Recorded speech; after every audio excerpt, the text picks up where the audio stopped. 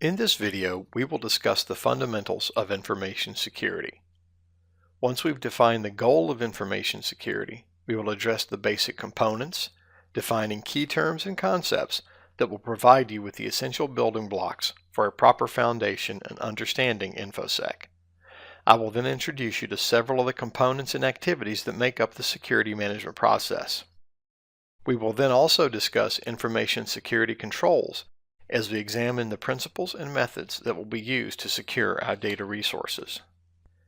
Information security is the art of protecting data, resources, and infrastructure from unauthorized theft, disclosure, manipulation, inspection, or destruction. There are three basic goals of information security. The first goal is prevention. Corporate secrets, personally identifiable information, intellectual property, and the like all must be protected from exposure, deletion, and unauthorized manipulation. The cost of recovery when this data is compromised can be quite large. The most cost-effective way to protect your information assets is to prevent the breach in the first place. Detection. The second goal of information security is that if the breach occurs, that it is detected as quickly as possible.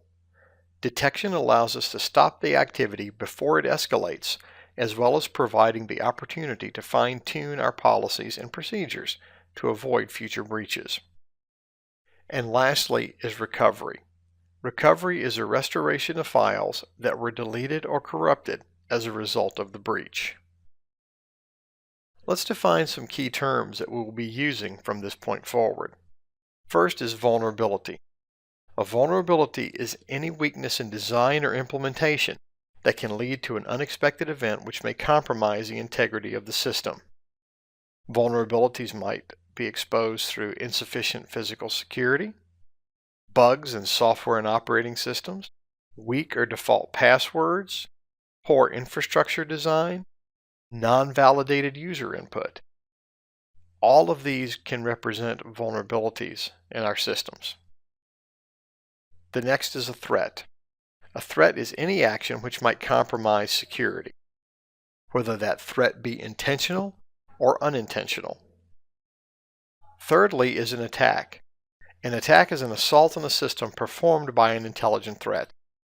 These attacks may take the form of unauthorized monitoring of traffic, denial of service, damage to hardware, unauthorized physical access, data manipulation, or even unintentional changes to the data. Next is intrusions. An intrusion is simply an unauthorized access to a system, be that system host-based, network-based, or a physical structure. Risk. Risk is the likelihood of exposure to loss or harm. And lastly, controls. Controls are countermeasures that are implemented in order to mitigate risks. There are three types of controls in information security. First are preventative controls. Preventative controls stop improper actions from occurring. Standards and policies would be examples of preventative controls.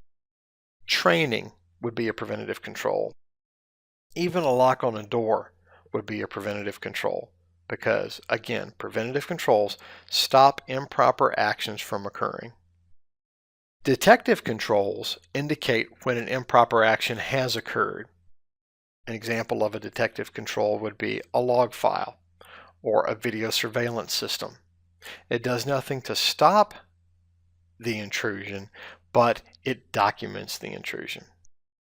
And lastly, corrective controls. Corrective controls help to mitigate the impact of an attack. An example of a corrective control would be a silent alarm system. The security management process is more of a big picture concept. It is defined by its three objectives. First is identification. During identification, breaches are detected, details of the breach are logged, and then an appropriate response is formulated. Implementation. Implementation involves the deployment of controls. During the identification phase, appropriate responses, i.e. controls, were selected to help stop this from happening in the future. The implementation phase is when those controls are put into place. And lastly, the monitoring. Monitoring involves testing of controls, documenting the results of the test, and using those results to determine the efficacy of the controls and determine if there is a need for an upgrade, refinement, or maybe even the elimination of particular controls. Now that we've defined the key terms in information security, let's take a look at how they all work together. The CIA triad represents all that we want for our data, that it should have confidentiality, integrity, and availability. If any one of these three elements is missing, then your data is worthless. You can have confidentiality and integrity, but if it's not available, then what good is it? You can have integrity and availability, but without confidentiality, anyone can see your data, therefore it's worthless. You may also have confidentiality and availability, but without integrity, you cannot attest to its accuracy, so again, it's useless. At this point, it's worth mentioning that there are really two aspects to integrity: accuracy and non-repudiation. Accuracy means that the data stored is the data retrieved. It has not been altered while on the disk, as well as the data sent is the data received, meaning that there has been no interception or manipulation while the data has traveled from point A to point B.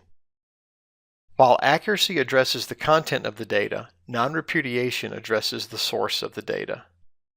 Did this data come from where it says it came from? Confirming the source of the data can be just as important as the content of the data. So integrity includes both accuracy and non-repudiation. Access control is the process of assigning levels of control such as create, delete, read, write, etc. to resources, objects, and data. There are four methods of access control. First, mandatory access control, or MAC. Objects, such as files, folders, and resources, are assigned a designation based upon their sensitivity, and users are assigned access based upon their security level. When the object's designation is compared to the user's access and there's a match, then the user has that level of access. No match, no access. Next is discretionary access control, or DAC. Works much the same as MAC, but the owner of the object has the discretion to assign access to others. An access control list, or ACL, is associated with the object. Once a user is placed on the ACL, an access control entry, or ACE, is created, listing the user and their level of access. Third is role-based access control. Users are assigned roles, typically based upon their job function or department, and the role is assigned a particular level of access. And lastly, rule-based access control. Firewall rules would be an example of a rule-based access control.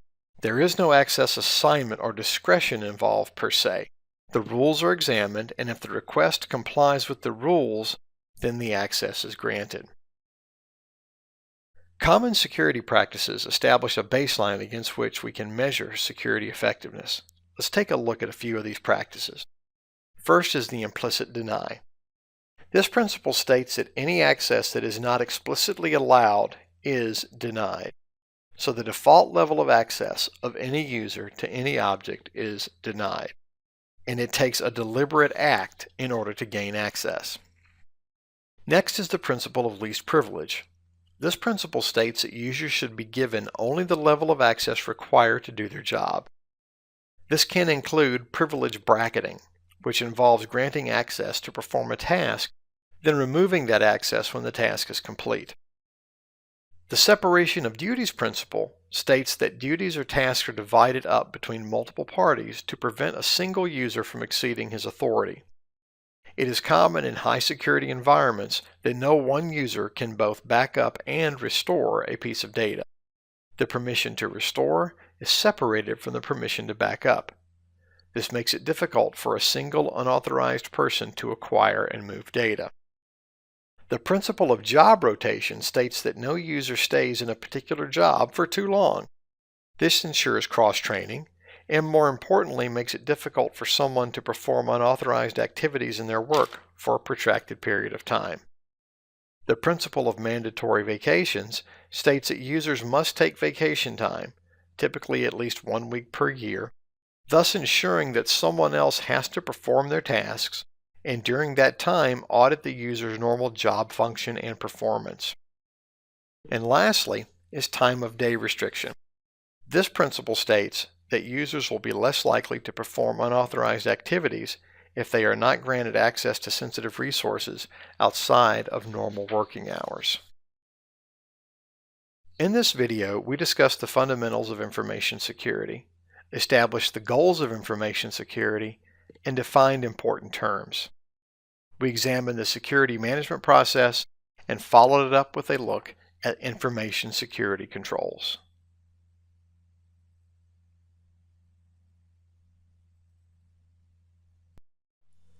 In this video, we will examine encryption. We will define ciphertext and plaintext. We will then compare stream ciphers to block ciphers and examine the role of each in our cryptographic solutions. We will discuss the role of encryption and hashing algorithms and introduce you to the most common uses of each. We'll finish the session up with a look at symmetric and asymmetric encryption, and finally a discussion of digital signatures.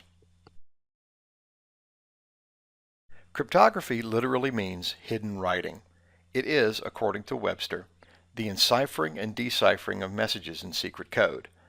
Modern cryptography is based heavily on computer science and mathematics and allows us to transmit data in plain sight while concealing the content of that data. Encryption is the conversion of data from plain text form into encoded or ciphertext.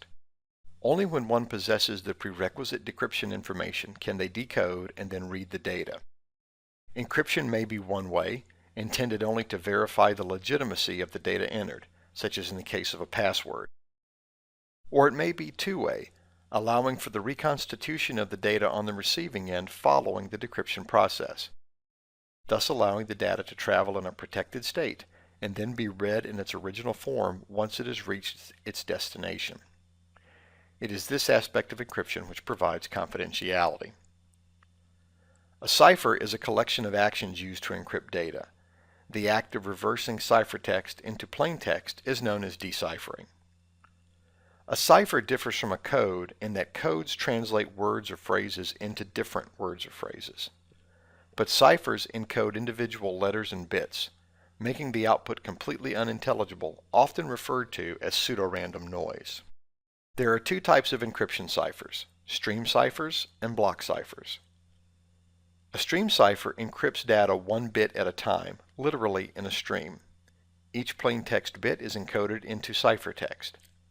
A stream cipher can be applied quickly and will always be the exact same size as the original plaintext. A block cipher encrypts the data in blocks. The generated ciphertext is more difficult to break, more cryptographically secure, but it is slower than a stream cipher. Some common stream ciphers are cipher block chaining, electronic code book, counter mode, and propagating cipher block chaining. In the previous video, we discussed that the integrity of data depends on both its accuracy and non-repudiation. Encryption provides for both of these elements. It verifies accuracy in that only those with the correct decrypting cipher can decrypt the ciphertext and return it to a readable form. It does this by providing a one-way encryption which verifies the authenticity of the sender without revealing the data. An encryption algorithm is the scheme used to encrypt the data. Simple algorithms provide little protection, while complex algorithms provide practically unbreakable protection. A substitution algorithm would be simple. A equals 1, B equals 2, etc. This will render a ciphertext, but it will stand up to scrutiny but a short time before it is cracked. Modern algorithms will use complex mathematical functions. The more complex the function, the more secure the resulting ciphertext. Though the algorithms will be fixed, the encryption key used by the algorithm will change. When executing the same algorithm with two different keys, the same plaintext will produce two different ciphertexts. Conversely, two different keys applied to the same ciphertext will also produce two different results. The longer the key, the stronger the encrypted result. Keys are measured by bit length. A 128-bit key is considered practically unbreakable. However, 168-bit, 256-bit, 512-bit, even 2048-bit key lengths are not unusual. The strength of these ciphers is evident when you realize that every time the bit length is increased by 1, the strength of the cipher doubles. So 256-bit encryption is not twice as strong as 128-bit encryption. It is twice as strong 128 times. Hashing is one-way encryption that generates a ciphertext that is not to be decrypted, but is used to verify the identity of the sender or to verify that the data sent is unchanged. Most password authentication uses hashing to verify that the correct password was entered by the user without revealing the password itself. Hash functions are non-reversible. You cannot take the hash value, reverse the algorithm, and determine the beginning value. We will deal with this in greater detail in the videos dealing with password attacks. The most common hashing algorithms are Message Digest 5 or MD5, Secure Hash Algorithm or SHA, NTLM, the NT LAN Manager, Hash-Based Message Authentication HMAC, and LANMAN or the LAN Manager hashing algorithm. HashCalc is an interesting application that will perform hashing functions against files, text strings, and hex strings. In order to illustrate how hash values can indicate that data is the same in two different places, without revealing the contents of the data, we're going to hash a couple of files. You see here test text 1, test text 2. Test text 1, the content is text 1. Text 2, the content is text 2. So we're going to go ahead and hash text 1. We're going to do MD5 and SHA-1 hashes, and we'll do test 2 here. You'll notice that the two hash values are completely unrelated. So the MD5 hash here compared to the MD5 hash here, there is no way to look at those two hash values and tell that the contents of those two files are even anywhere close to each other. However, if we take one of these, let's take test text 2 and change the content so that it exactly matches test text 1. And let's rerun the hash values. And now you'll see that the hash value is absolutely identical. Whether we're talking MD5 or the SHA-1 hash, that the hash value of the two separate files, test text 1, test text 2, the hash value is the same because the content of the file is the same. The file name is different. The date timestamp, last modified date of the file will be different, but hashing only takes into account the content of the file, none of the metadata. This is how a hashing function can validate that data is unchanged from one location to another. Unlike hashing, symmetric encryption is two-way. It is symmetric in that the same key is used for both encryption and decryption. This is also called private key encryption. Since the same key is used for both encryption and decryption, it is essential that the key be protected. A compromised key means compromised security. The most common symmetric encryption algorithms are the Data Encryption Standard, or DES, which uses a 56-bit key length. Triple Data Encryption Standard, or Triple DES, which uses a 168-bit key length. Advanced Encryption Standard, or AES, which may use a 128, 192, or 256-bit key length. Blowfish, which uses a 64-bit key length, and Twofish, using a 256-bit key length. Asymmetric encryption uses two different keys, one for encryption, the public key, and one for decryption, the private key. In this scheme, the private key is never transferred and is certainly the more sensitive of the two. The public key is thus named because it is openly distributed and visible to anyone. The public key is used to encrypt, but decryption can only be done with the private key. Asymmetric encryption is also called public key encryption. And since the pair is needed to perform the encryption and decryption, and the private key is never disclosed, it is the more secure of the two options. The most common asymmetric encryption algorithms are Rivas-Shamir-Edelman, or RSA, the Diffie-Hellman algorithm, and elliptic curve cryptography. Digital signatures provide non-repudiation by encrypting the plain text and generating a ciphertext. The resultant ciphertext is then encrypted using the private key of the sender. This process generates a hash value or signature which will then be appended to the original message. The original message and signature are then sent to the recipient. The recipient strips the signature off of the message, and then since the signature was encrypted with the private key of the sender, it can now be decrypted with the public key. The public key is used to decrypt the signature and reconstitute the original ciphertext that came from the sender. The recipient will then take the message, drop it through the same hash function, and generate a ciphertext. If these two ciphertexts match, then the message received is the same as the message sent. In this video, we answered the question, what is encryption? We also examined the role of ciphertext and plaintext in the encryption process. We've compared block ciphers to stream ciphers and examined the uses of both encryption and hashing algorithms. We compared and contrasted symmetric and asymmetric encryption and talked about the use of digital signatures. In our next video in this series, we will begin our look at vulnerabilities and attack vectors, starting with physical security. In this video, we will look at physical security and its role in a comprehensive security solution. We will examine threat classifications, solutions for intrusion prevention, hardware-based attacks such as keyloggers, and the potential impact of environmental risks. Physical security describes the measures used to deny access to unauthorized persons to our buildings, resources, and facilities. Physical security can be as straightforward as a locked door, or as complex as a multi-layered alarm system.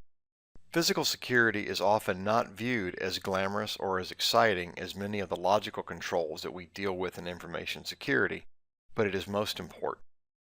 You can have devastatingly effective security policies and stringent password controls, but if an attacker can walk in and put a machine under his arm and walk out with it, you have protected nothing.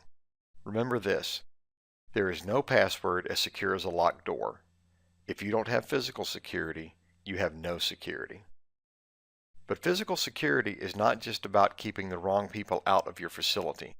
There are a great variety of situations and challenges which can impact your physical security posture, such as infrastructure failures, loss of water, loss of electricity, loss of environmental controls, fire, illnesses, and network interruptions.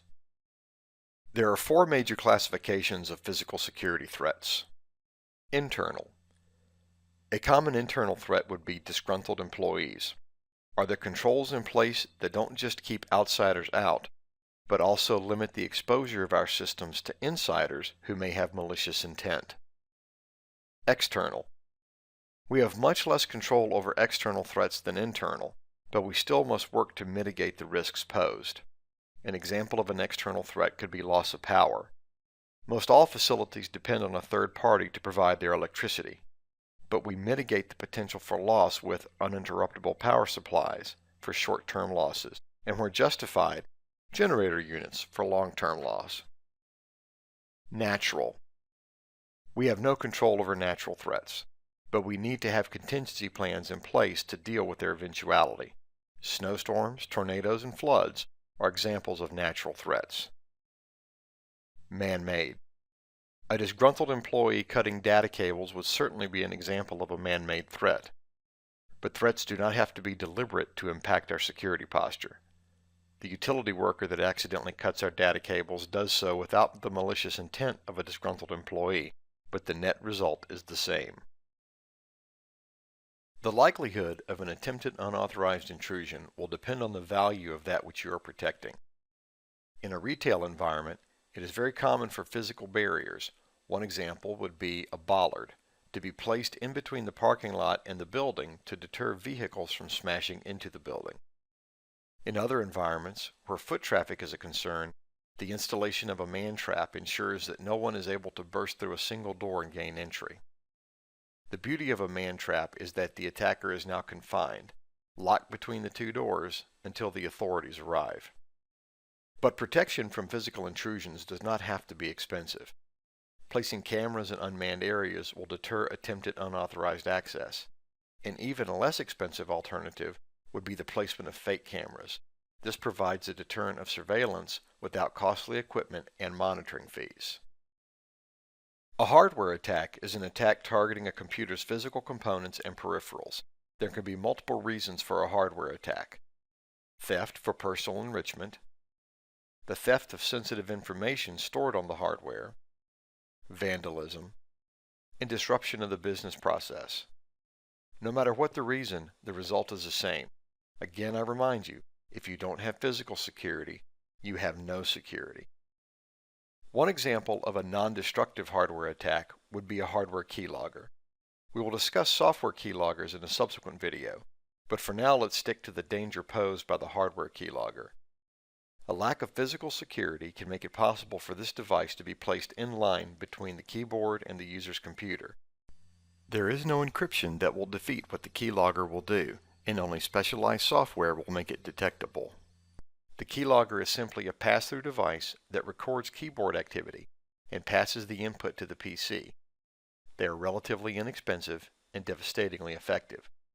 With many having the ability to record a year's worth of keystrokes, some will even timestamp the information. I've placed a keystroke logger in line between the keyboard connector and the backplane of the computer. We'll now fire up Word to provide some content for the keystroke logger.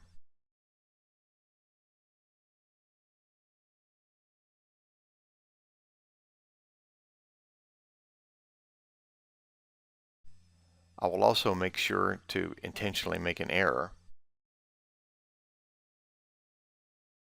so that you can see how the keystroke log handles non-alphanumeric or special character keys.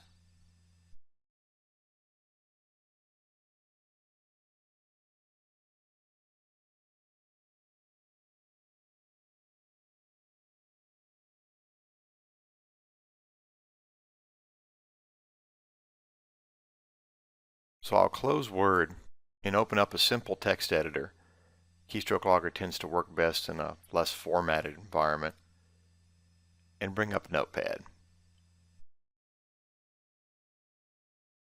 Typing in the password, the keystroke logger will now dump its menu into the Notepad screen. Choosing one, I now download the contents of the keyboard log.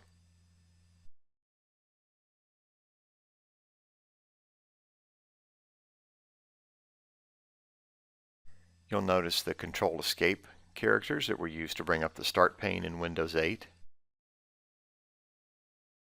And you'll also notice the backspaces that were used to correct the mistake as I was typing. After we've looked at the contents, hit 7 to quit and exit the keystroke logger. As I mentioned earlier, there are environmental risks as well, that though we have little or no control over them, we should implement specific mitigation techniques to address them. Fires may be a natural occurrence or deliberately set, but the cause has little impact on the result. Fire may destroy hardware and the data stored in it. It is essential that our data centers are equipped with working fire detection and suppression systems so that the likelihood of fire is diminished, and in case of fire, the damage is minimized. Severe weather can be a major problem where the well-being of our data is concerned. Information systems should be well contained and physical facilities built to building codes and standards to minimize weather-related damage. Flooding will be a major concern in some geographic regions and not so much in others. But the fact that a building is or is not in a flood zone is not your only concern. Your data center needs to be above ground and its location carefully thought out. A broken water pipe can be just as devastating as a natural flood. Temperature extremes are yet another concern.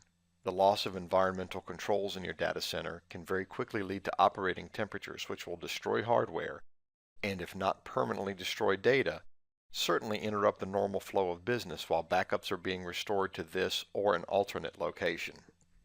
In this video, we looked at physical security and its role in our comprehensive security solution. We examined threat classifications, solutions for intrusion prevention, hardware-based attacks such as keyloggers, and the potential impact of environmental risks. In our next video, we will continue to look at vulnerabilities and attack vectors with network-based threats.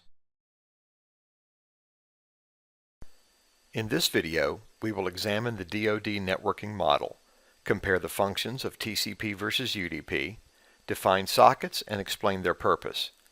We will look at the most common TCP transaction, the three-way handshake, and how it can serve as a diagnostic tool in scanning. We will then finish up with some common scanning techniques. The Department of Defense developed the four-layer model of network communication in the 1970s for the DARPA Internetworking Project. It was this project that eventually grew into the Internet. This model breaks the communication process into layers, and then individual protocols perform their assigned functions at the appropriate layer. You may be more familiar with the ISO 7-layer model. You see here where the top three layers of the OSI model map to the top layer, the application layer, in the DoD model. The transport layer maps to transport, the network layer maps directly to the internet layer, and the physical layer of the DoD model maps to the functionality of the data link and physical layers in the OSI model. Essentially, the OSI model is more granular, using up to 3 layers in the OSI model to represent the same functionality as a single layer in the DoD model. The bottom line is it is the same communication flow. The OSI model just came along later and is more specific in its representation per layer. But we start here with the 4-layer model, since that is where TCP/IP began, and it is sufficient for this discussion. The 4-layer model is referred to as both the TCP/IP model and the DoD model. 2 labels, same model. The application layer enables client applications on the system to access networking software. Examples of application layer protocols are FTP, File Transfer Protocol, HTTP, Hypertext Transport Protocol, and SMTP, Simple Mail Transfer Protocol. The transport layer provides connection and communication services. The TCP and UDP protocols function at this layer and will be our next topic of conversation. The Internet layer provides addressing, naming, and routing services.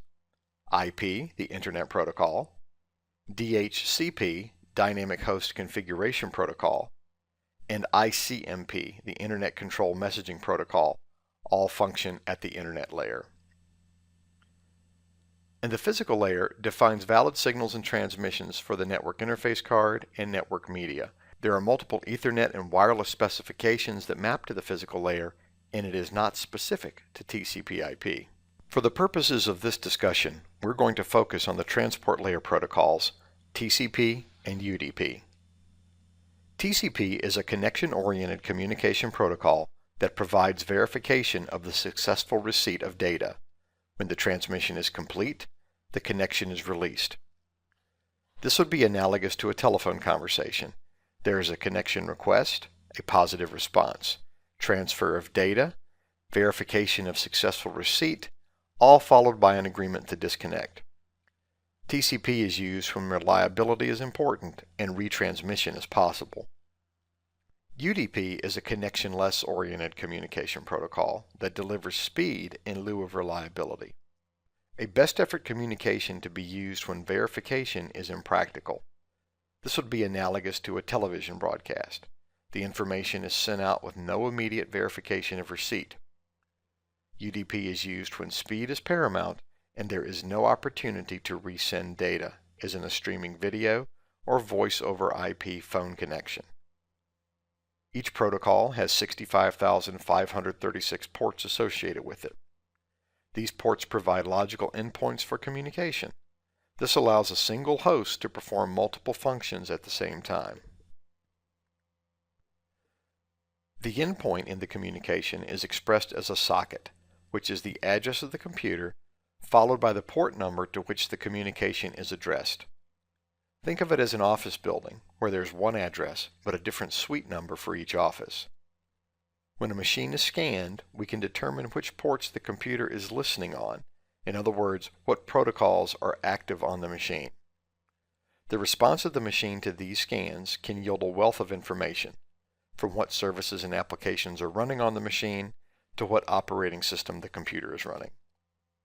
You can see which ports are listening on a Windows machine by launching a command prompt and typing netstat-an. This will return all of the current active connections and listening ports on the machine.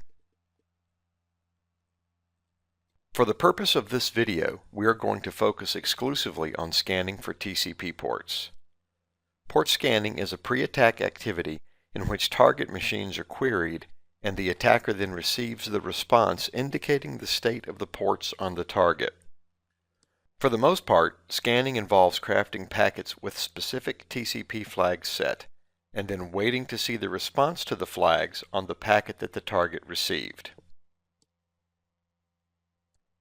A TCP communication flag is a bit that is turned on in a packet to indicate the intent of that packet in setting up, tearing down, and maintaining a TCP connection. There are 6 flags that concern us at this point. They are the SYN flag.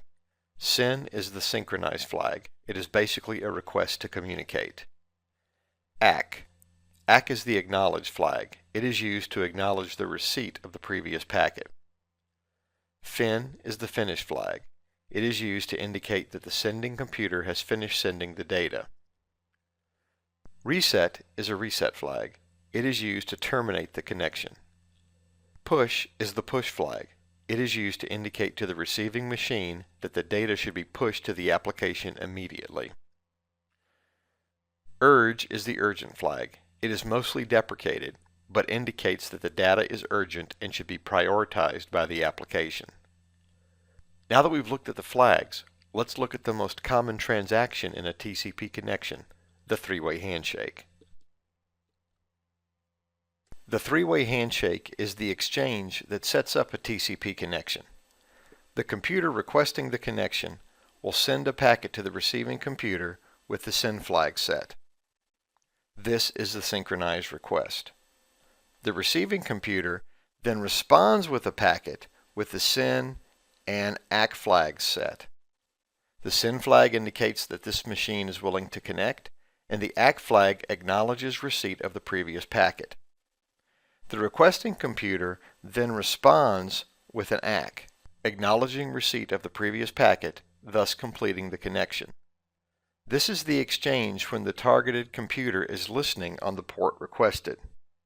If the target computer is not listening on that port, the port is said to be closed, and the target computer responds to the requesting computer's SYN packet with a reset and an ACK, basically acknowledging receipt of the requesting computer's SYN request, but indicating that the connection request is being refused. So if the target computer responds with a SYN ACK, we know that the port is in a listening state. If it responds with a reset ACK, we know that the port is closed. This table contains a summary of the common scanning techniques, along with the possible responses from the target. A SYN scan is known as a half-open scan, meaning that a request is made, but if the port is open, then the requesting computer refuses the connection. A connect scan, the requesting computer completes the connection if the port is open. So if the port is open, the target machine will respond with a SYN ACK. If the target is closed, then it will respond with a reset ACK. The Christmas, null, and fin scans are basically included for historical purposes. They are mostly deprecated due to the fact that they do not work on any Windows-based operating systems. In a Christmas scan, the fin, urge, and push flags are set. In a null scan, there are no flags, and in a fin scan, just the fin flag is set. These scans exhibit a unique behavior in that if the port is open, there is no response from the target. It's waiting for communication that makes more sense. If the port is closed, then they still respond with a reset and an ACK. If these scans are used against a Windows machine, all ports will come back closed, even if they're open. In this video, we have examined the DoD networking model, compared the functions of TCP versus UDP, defined sockets and explained their purpose. We then looked at the most common TCP transaction, the three-way handshake, and how it can serve as a diagnostic tool in scanning. We then finished up with some common scanning techniques. In the next video, we will continue our discussion of vulnerabilities and attack vectors with network-based threats, Part 2. In the previous video, Network-Based Threats Part 1, we covered some of the fundamentals of TCP/IP and described the relevant packet sequences to establishing a TCP connection and how TCP responds when those sequences are intentionally altered. In this video, we will build on that foundation and look at additional attack vectors that leverage the network communication process. We will define eavesdropping and look at examples of these types of attacks. We will discuss denial of service, as well as session hijacking attacks, and conclude with a look at social network attacks. Eavesdropping, or a sniffing attack, occurs when an attacker gains access to the networking medium and is able to observe the communication in action. On a wired network, the attacker must gain access to a physical port, but on a wireless network, need only to be close enough to intercept signals from the wireless access point. Sniffing can be very difficult to detect. It can also be very effective if there is little or no authentication on the network, and even more so if there is no encryption of the traffic. The types of eavesdropping attacks we'll discuss are passive. A passive sniff is used to collect data. There is no manipulation of the data at time of acquisition. It is simply recorded for later use. Data recorded for later use may be mined for valuable information such as credit card numbers, personally identifiable information, and passwords. An active sniff, also referred to as a man-in-the-middle attack. In this attack, the data is not just observed, it is actively manipulated. The address of a requested website can be changed to direct the victim to a malicious site, or the data returned from a website that can be altered before it is presented to the victim. In this example of a man-in-the-middle attack, the victim receives an email, which we will cover in the social engineering video, instructing them to log on to a specific site for account verification or any other fake IT support justification the attacker comes up with. The victim clicks the link and is taken to a site that looks like the victim's intended target. When the victim attempts to log on, the attackers will collect the victim's username and password and then forward the request to the actual website that the victim thought he was going to. This way, a successful logon ends with the user being authenticated to the website and the attacker has stolen the credentials. A denial of service attack is the illegitimate consumption of resources to the point that legitimate use of those resources is diminished or impossible. A denial of service attack, DOS, strictly speaking, is one-on-one. One attacker computer attacking one victim computer. A distributed denial of service, or DDoS, is much more effective and much more difficult to stop.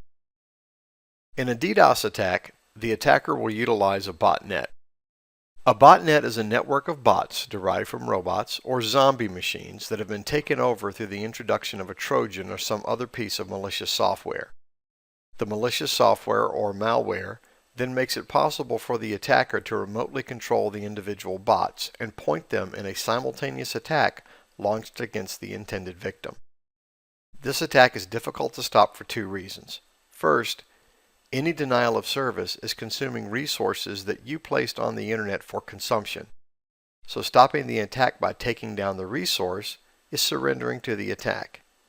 Second, in a distributed denial of service attack, the attack is coming from hundreds, even thousands of IP addresses, making it impractical to simply block the offending traffic at your firewall. Some common denial of service attacks include an ICMP flood. An attacker sends large amounts of ping requests to the target, thereby consuming the victim's bandwidth responding to the pings. A Smurf attack is a common ICMP flood. In a UDP flood, the attacker sends large amounts of UDP echo packets, thereby consuming the victim's bandwidth responding to the pings. A Fraggle attack is a common UDP flood. In a SYN flood, the attacker sends large volumes of packets with the SYN flag set, spoofing the address of the source with an unreachable destination. The victim then responds with a SYN ACK, but while waiting for the expected response, a packet with an ACK flag set to complete the connection, the victim will hold that connection in reserve for 75 seconds. The attacker simply overwhelms the victim machine with thousands of requests, filling up the victim's buffer and making it impossible for the victim machine to respond to any legitimate connection request. A session hijacking attack occurs when the attacker is able to commandeer a connection after the authentication sequence has taken place, thus making it possible to pose as the user without having to have acquired the user's logon and password. A session hijack can take several forms. ARP poisoning. The Address Resolution Protocol, ARP, is the protocol responsible for resolving IP addresses to MAC addresses.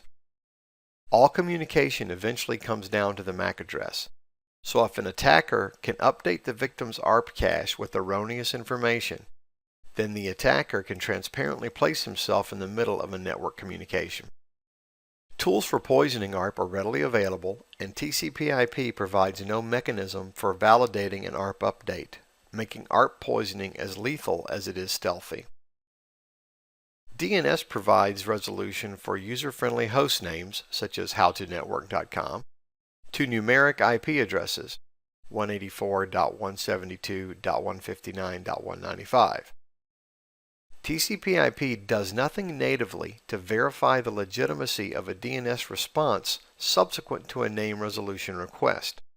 So, DNS may be attacked by DNS poisoning, where the attacker provides a bogus response for name resolution by injecting malicious records into the DNS database or the DNS cache. DNS may also be attacked by DNS hijacking, where the attacker sets up a rogue DNS server, then serves up malicious responses from his own server. The victim has been tricked into using this server by deceit, such as social engineering, or malware, such as a Trojan, that will misconfigure the victim's IP configuration to point to the rogue DNS server. Social network attacks. Casual users are especially susceptible to attacks based around social networking sites. This increased susceptibility is due largely to the volume of traffic they experience and the user's tendency to look for familiar pages and graphics rather than paying attention to links and addresses. In a phishing attack, the attacker lures the user into clicking a link and brings the victim to an illicit site which appears to be the user's target, but is simply a copy being hosted by the attacker, and having been infected with Trojans and other malware, can be used to steal legitimate logons and credentials as well as propagate malware, turning the victim into a bot as part of a larger botnet. Clickjacking is forcing a user to unintentionally click a link by placing layers on top of legitimate links. The user clicks what appears to be a legitimate link and is instead clicking a malicious link which may install software. In a drive-by download, a program is installed on a user's computer automatically when they visit the illicit site. This is done without the user giving consent or even clicking a link. There's a certain amount of subterfuge involved in most social network attacks, where the user is enticed to visit a malicious copy of the site, click a link in an email, or download software. This concept of social engineering will be covered in greater detail in a video later in this series.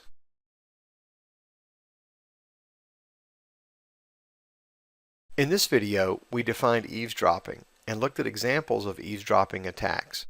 We discussed denial of service as well as session hijacking attacks and concluded with a look at social network attacks. In our next video, we will continue our discussions of vulnerabilities and attack vectors with a look at passwords. In this video, we will examine the role, structure, and inherent weaknesses in passwords. We will begin with a look at authentication and discuss authentication types. We will then examine the most common attacks against passwords and finish up with a discussion of secure password practices. Authentication is simply proving that you are who you say you are. It is this simple concept upon which all of our security controls are based. Once the identity of the requester is verified through authentication, next comes authorization. Now that we have established who you are, what is it that you're allowed to do? All authentication mechanisms fit into one of three authentication types. Type 1. Something you know, i.e., a password. Type 2. Something you have, such as smart cards, RSA tokens. Type 3. Something you are, biometrics. We will examine the types and various authentication mechanisms in greater detail in a subsequent video. For our purposes here, we will focus on Type 1 authentication. There are several weaknesses to the concept of Type 1 authentication. Here are just a few. Users tend to make passwords that are memorable, too short, and lacking complexity. This also means that they are easily guessable. Users also tend to let their passwords get too old. The longer a password stays the same, the more vulnerable it is. And users are prone to divulge passwords, whether for convenience or via a social engineering attack. Let's take a look at some common password attacks. First is guessing. This is effective with short, memorable passwords. Unfortunately, most users create passwords with little concern for guessability. Passwords based on family names, pet names, sports teams, hobbies, etc. all are easily guessable with just a little knowledge of the user. Sniffing. Unencrypted protocols will transmit passwords in plain text, HTTP, FTP, SMTP, just to name a few. Any network sniffer such as Wireshark can be used to reveal a password transmitted in the clear. The File Transfer Protocol, FTP, transmits passwords in plain text. This unprotected transmission exposes the user to potentially having their password compromised with a sniffing attack. I will start Wireshark on a Kali Linux install and now sniff the network and reveal the user's password during an attempted FTP connection.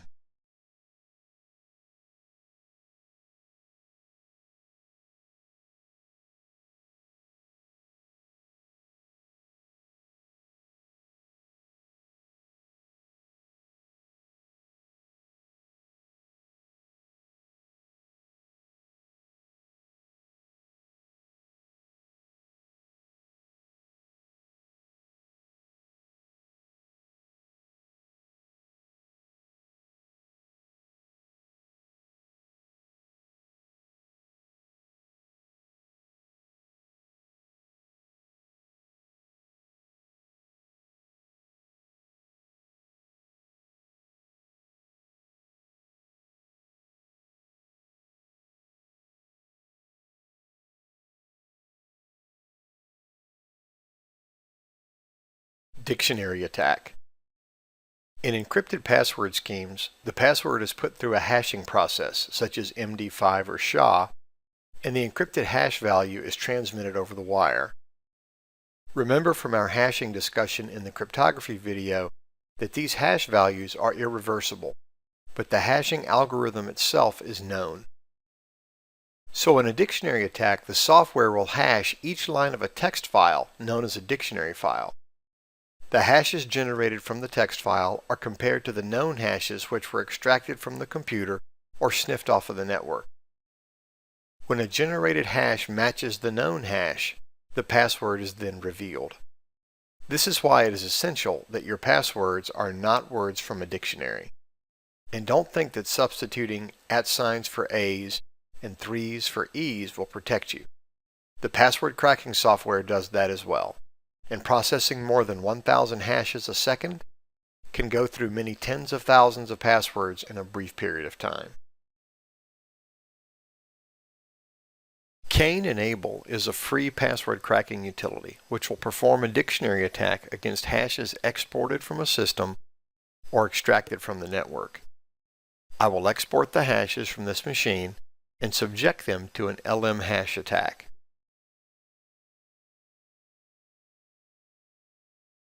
Landman hashes, if present, will be our hash of choice. They are cryptographically weak and therefore allow us to perform a quick and effective attack on passwords.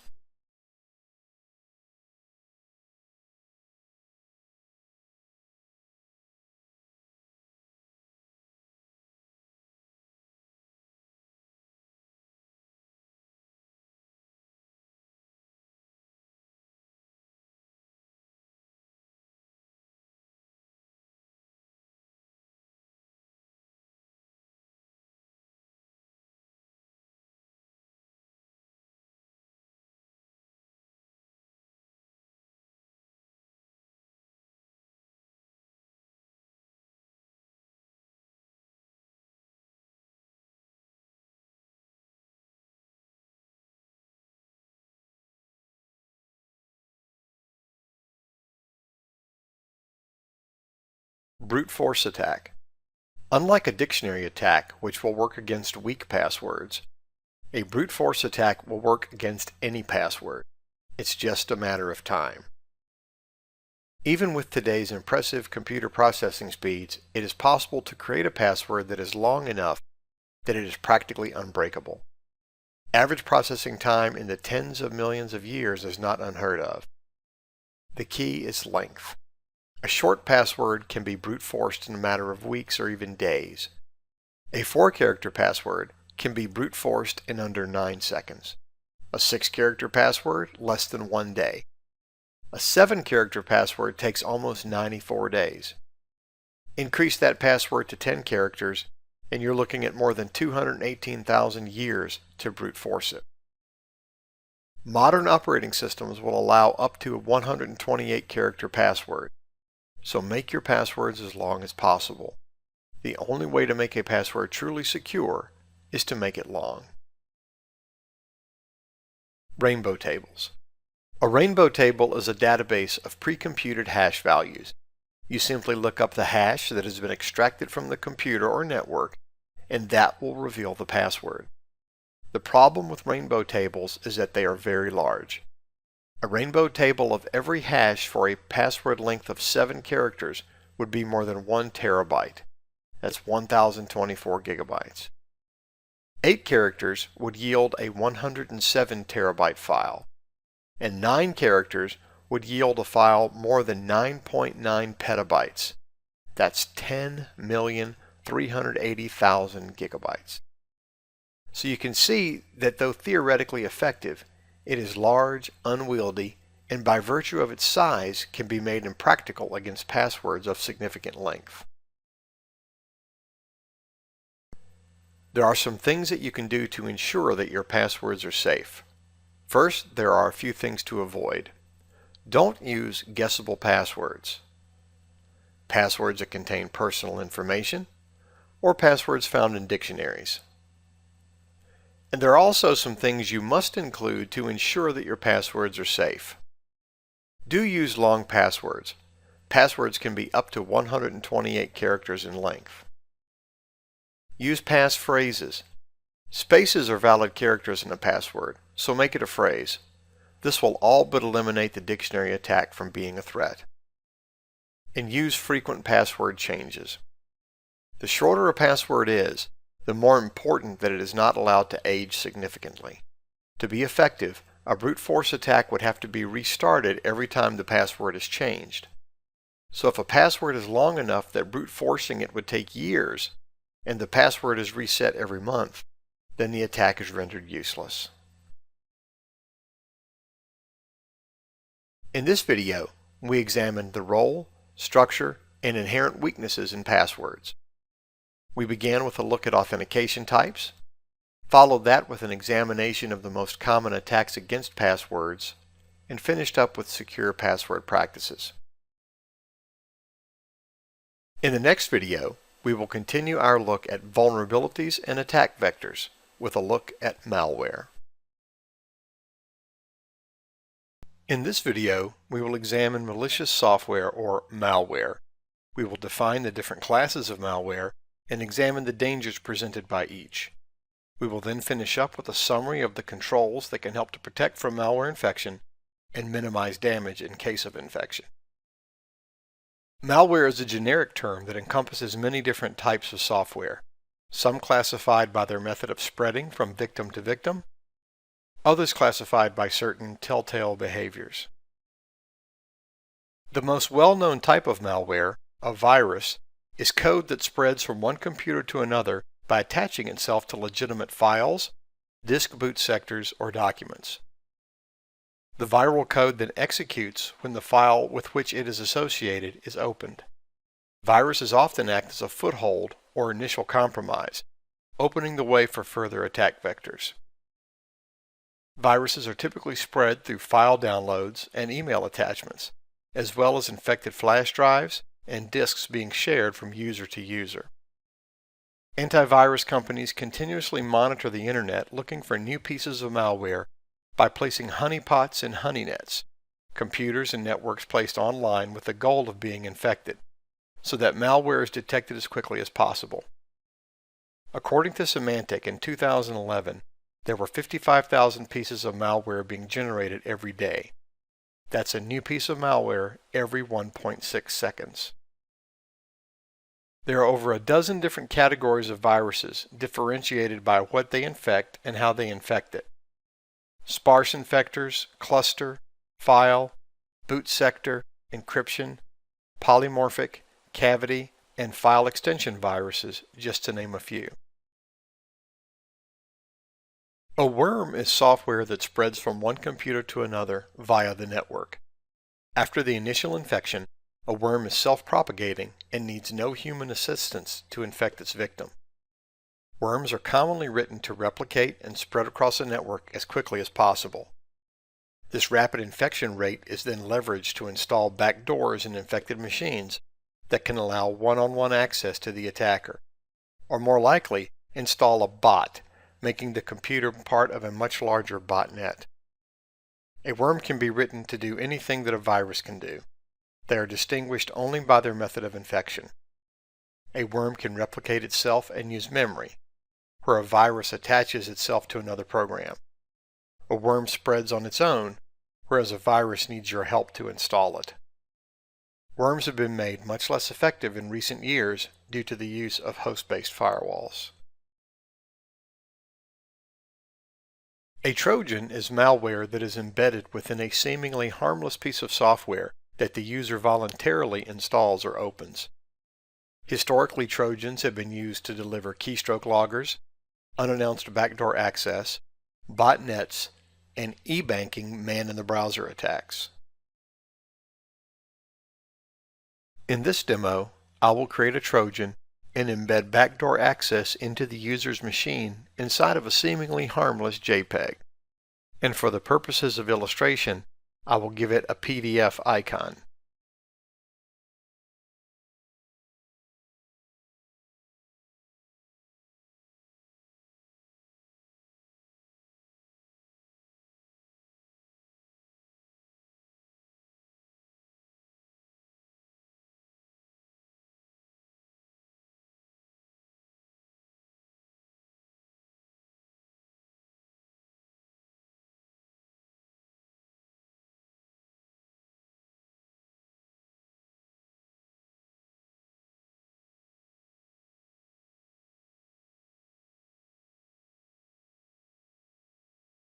When the user opens the JPEG file, the Trojan will open a listening port on his computer, which the attacker can then connect to and take control of his system. If we open a command prompt on the victim's machine and run a netstat-an, we will see the listening ports on the machine before the activation of the malware and after the activation of the malware.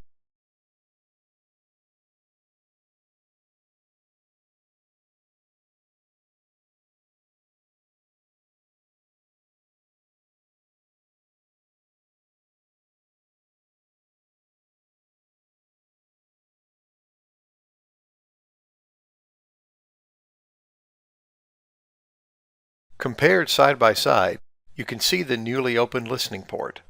The malware is listening on TCP port 5110, waiting for our connection.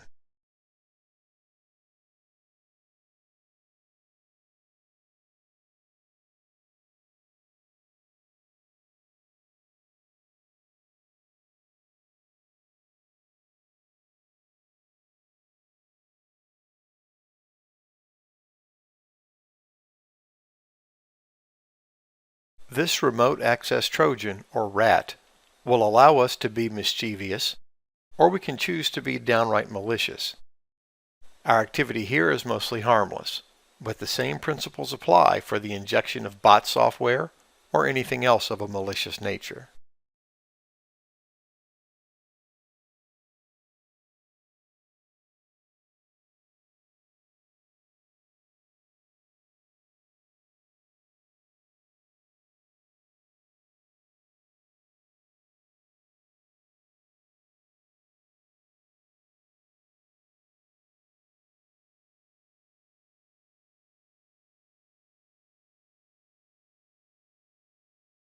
A backdoor is a listener or software agent that is installed on the victim's system in order to allow the attacker to regain access to the computer quickly and easily after the initial infection. It can take a significant amount of time for an attacker to successfully compromise a system. His goal is to assure that he can return to it with a minimal amount of effort. The backdoor provides that access. A botnet is a collection of computers that have been infected with a bot, short for robot. The bot network, botnet, can then be used to launch coordinated attacks, such as a distributed denial of service, collect personal information through activities such as keylogging, or send large amounts of spam email traffic. Spam is unsolicited email. It is the email equivalent of junk mail. To give you some idea of the scope and impact of spam, consider these statistics from 2012. There are 144 billion emails sent daily. 99,072 million of those were spam, 68.8% of all email. When you consider that these numbers are daily numbers, you can see what a significant problem malware and Trojans in particular can represent. Spyware is malware that is installed to track and report usage of the victim system, or collect personally identifiable information, including but not limited to web browsing habits, banking information, logons, and passwords. There are several potential methods of infection. One common method is via Trojan. Malware detection is often performed by our antivirus software. An effective AV solution will do detection at multiple levels, looking for the presence of malware at the network perimeter, various public-facing servers such as email and web, and at the local client machine. But even with this multi-layered approach, industry experts believe that more than half of all malware goes undetected. When one considers this detection rate in light of the volume of malware produced daily, it is readily apparent that our anti-malware strategy must go beyond AV software. An effective anti-malware strategy will indeed use software solutions, but will also include appliances and services to stop our users from visiting sites known to propagate malware, in addition to end-user education and responsibly enforced security policies. End users should be taught safe practices to avoid malware infections, such as don't download from untrusted sources. Avoid opening email attachments from untrusted sources. Run a host-based firewall. Do not turn off user account control in Windows. And keep your operating system and applications patched and up to date. These same principles should be reflected in your corporate practices and acceptable usage agreement. In this video, we looked at malicious software, or malware. We then defined the different classes of malware and examined the dangers presented by each. This video concluded with a summary of the controls that can help you to protect from malware infection and minimize damage in case of infection. In the next video, we will continue our examination of vulnerabilities and attack vectors with a look at social engineering. In this video, we will examine the art of social engineering.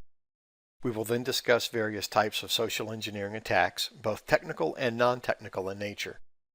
We will conclude with an introduction to phishing, defining its various forms and deterrence. Social engineering is an attack that uses deceit and trickery to induce a user to provide confidential information or otherwise violate security policies. It is often a social engineering attack that provides the method of access that allows further attacks to take place. Due to the fact that social engineering is often aimed at a user rather than a technology, it may be vague and difficult to detect. It may take place over any means of communication, be that by phone, email, or in person. There are various types of social engineering attacks, each with a specific purpose. The goal of spoofing is to pretend to be someone else in order to conceal the attacker's identity. IP addresses and MAC addresses may be spoofed, as well as emails, which may be spoofed through manipulation of the message header. Impersonation. In this human-based attack, the attacker poses as a trusted individual. An example of impersonation would be the attacker calling the victim and posing as a help desk technician. Then using that trusted position, convince the user to change a configuration or install some piece of software. How much faster would it be to have a user install a backdoor or proxy for you rather than trojanizing and delivering a software-based attack? A hoax. In this web-based or email-based attack, the victim is convinced to click a link, install a program, or visit a website in order to deliver the malicious payload because of some promised benefit.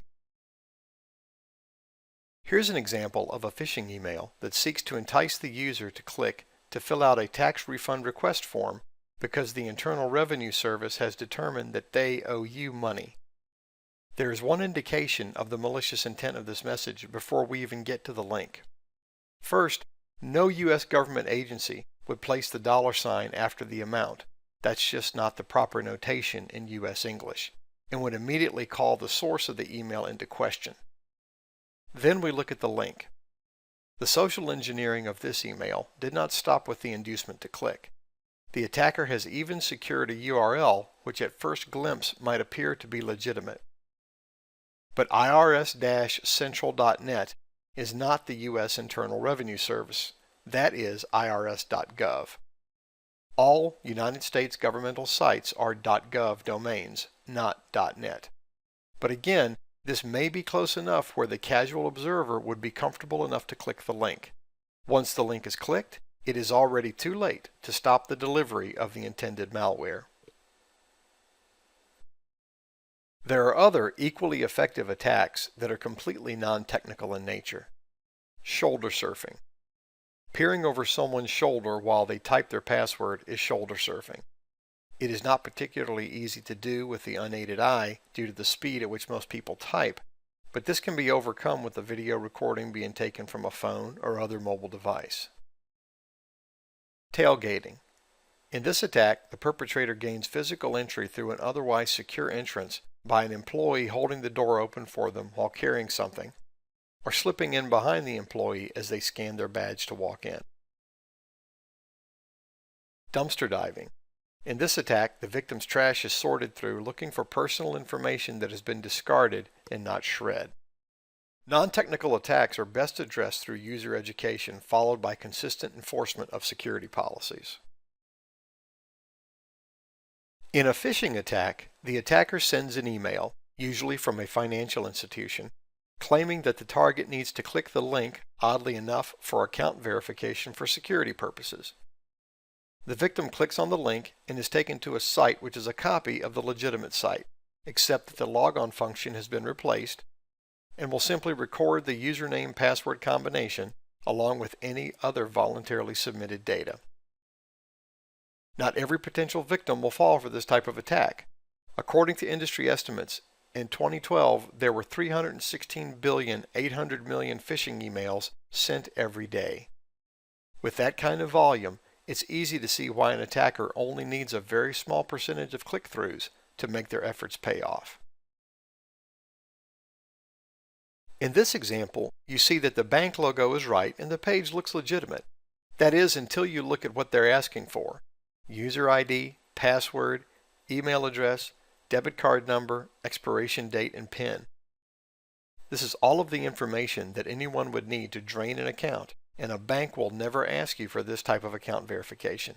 But again, for the casual user, this may seem a plausible request. Next, look at the URL. It's an IP address followed up by a path that attempts to look legitimate by using the bank's actual URL verbiage, but as directories and not as a site address. This attempt at obfuscation would not stand up to any real scrutiny, but may be enough to assuage the fears of the casual user. Phishing variations. Whaling. Phishing attacks targeted at C-level individuals, such as CEO, CIO, CFO, etc. Spear phishing. A phishing attack targeted at a particular individual. And vishing, or voice phishing, utilizes voice-over IP networks to gain legitimacy by spoofing an identity, such as through caller ID. Phishing deterrence. There are two primary methods of protecting you and your users from phishing attacks. The first is detection. Current web browsers, such as Firefox, Chrome, and Internet Explorer, provide phishing protection. They will not stop the user from clicking the link, but will intercept the request and notify the user of the suspected malicious intent of the site. This same function is available in various software solutions and hardware appliances. Spam and phishing firewalls will provide a layer of protection beyond the browser. The second is education. Familiarize your users with safe email practices, such as don't use HTML email. Don't click on links in emails from untrusted sources. And before clicking a link, take a good look at it. Take a minute to see if it looks right and run it through your favorite search engine and see if there are any reports of malicious activity at that address. In this video, we examined the art of social engineering. We discussed various types of social engineering attacks, both technical and non-technical in nature. We concluded with an introduction to phishing, defining its various forms and deterrence. In our next video, we will begin our section on network security with a look at network devices.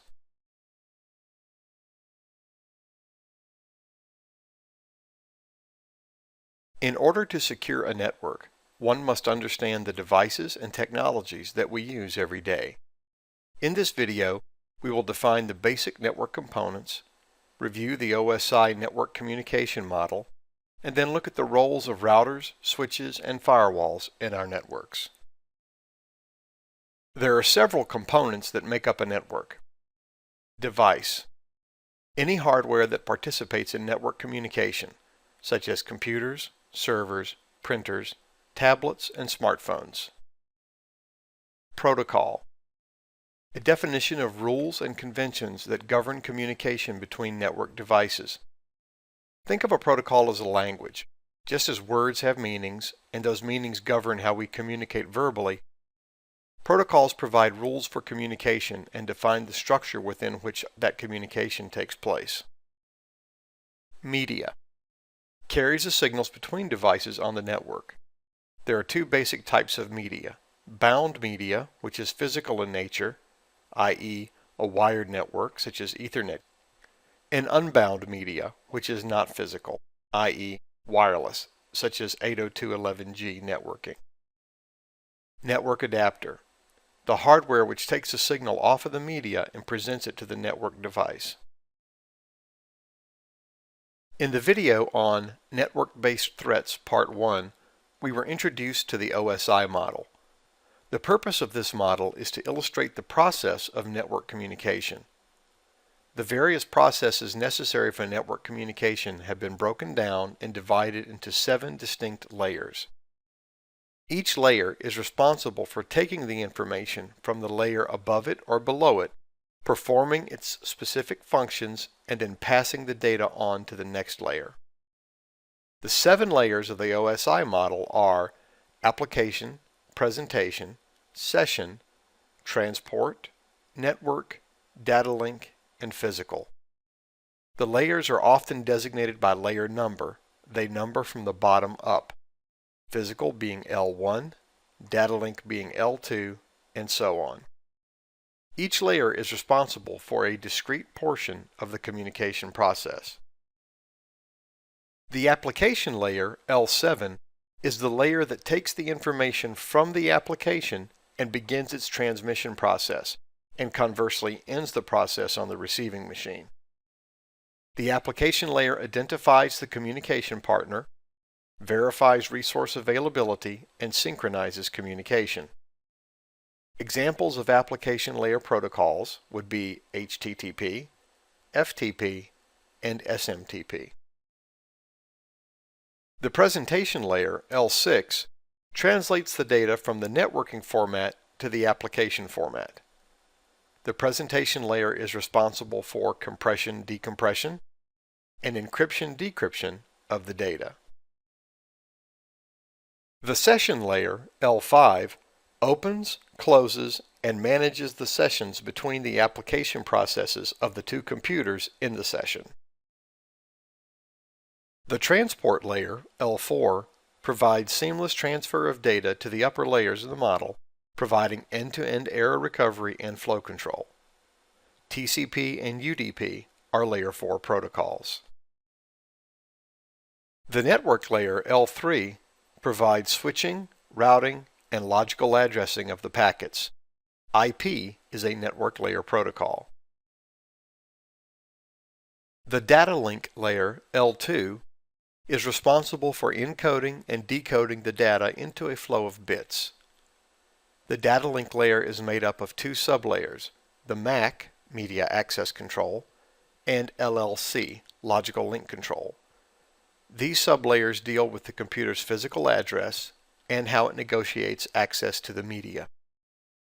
The physical layer, L1, takes the bit stream from L2 and places it on the media. Standards for cabling and communication are established at this layer. Ethernet is an L1 standard. In layered communication, such as presented in the OSI model, the layers on the two machines never directly communicate. The information appended to the packet by L3 on the sending machine is stripped off and processed by L3 on the receiving machine. Much in the same way that you might send a letter through the mail, you never directly communicate with the recipient. You simply hand a letter to the postman, who takes it to the post office, who sends it to the next post office that gives it to the recipient's postman, who gives it to the recipient. As long as each layer performs their function, you will have a successfully delivered letter. This is exactly how network communication works through the OSI model.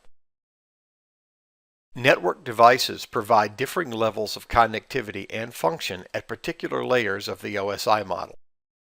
Whether for large or small, for commercial or home use, their functions are consistent within each device type. A hub or repeater is a Layer 1 device. There is no intelligence applied against the packet. It is simply repeated, passed on to every port except the one it came in on. Hubs have mostly obsolesced as network speeds have increased and the cost of other faster devices have come down. A switch is a Layer 2 device. When a packet arrives at the switch, its source MAC address is recorded in the switch's CAM table, Content Addressable Memory. The CAM table simply records the MAC address of the computer plugged into each port.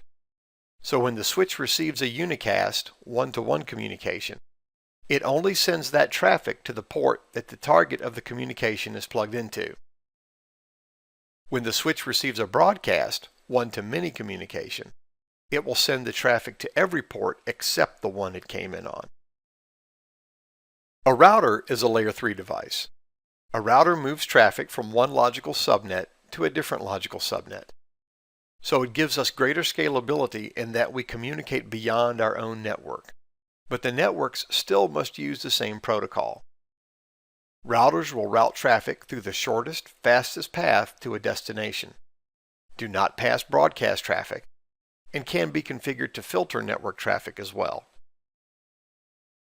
A proxy server is a device that isolates your internal networks from the Internet.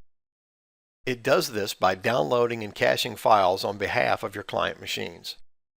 A proxy intercepts the request coming from your internal network, then generates a new request to the web server for the file requested. When the web server responds, The proxy will sometimes cache the response depending upon the nature of the data, and then forward the response to the internal client that made the original request. A firewall is software or hardware that works to block unwanted network traffic. Firewalls can exist at multiple locations. There are host-based firewalls, where the firewall is installed on a single client computer. Network-based, dedicated hardware and software that provides a layer of protection at the network's perimeter. Application-based firewalls.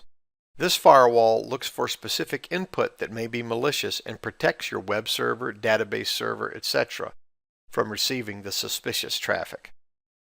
A firewall will examine traffic at layer 4. It is concerned with two protocols, TCP and UDP. The firewall is usually configured using pessimistic filtering. This means that all 65,536 TCP ports and all 65,536 UDP ports are blocked. Then the traffic that is desired is permitted. This implicit deny ensures that only traffic that is explicitly allowed will be passed into your network. A typical placement of a firewall would be between the internet and your DMZ, or screened subnet, and then another between your DMZ and production networks. This provides a greater level of security than a single firewall, in that the traffic must be explicitly allowed to pass from the internet to the DMZ on one firewall, and then the traffic that made it through the first firewall must be explicitly allowed to pass from the DMZ to the production network. In this video, we defined basic network components, reviewed the OSI network communication model, and then looked at the roles of routers, switches, and firewalls in our networks. In our next video, we will continue our look at network security with Network Devices Part 2. In the previous video, we examined some of the core networking devices that will be found in most any network. In this video, we will be introduced to additional devices that, though not as pervasive as the technologies covered in the previous presentation, certainly provide important functions in most modern networks. We will discuss multifunction devices, the role of router discovery protocols, take a look at diagnostic and detection devices, and finish up with a discussion on filtering strategies. A multifunction device would be any piece of hardware that is meant to perform more than one network task. In the previous video, we looked at several networking devices in their purest form, dedicated to a single function. But it is very common to find devices where two or more of these dedicated functions have been baked into a single device. A prime example of the multifunction device would be the SOHO Small Office Home Office router. Though we often refer to it by its most complex function, the typical SOHO router will work as a switch for internal traffic, a router for external traffic, a firewall for protection from the internet, and provide Dynamic Host Configuration Protocol (DHCP) services for the local subnet. The smaller a network environment, the more likely you will be to find multifunction devices in use rather than dedicated network appliances.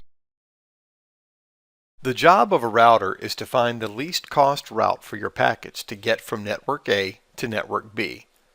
Speed and reliability are characteristics necessary for a route to be considered low cost. Routers maintain routing tables, which are lists of paths to network destinations and the distances associated with each route. Distances are measured in cost or metric. The lower the number, the faster, more reliable, and therefore more preferred the route. Natively, a router would only know the subnets that it is directly connected to.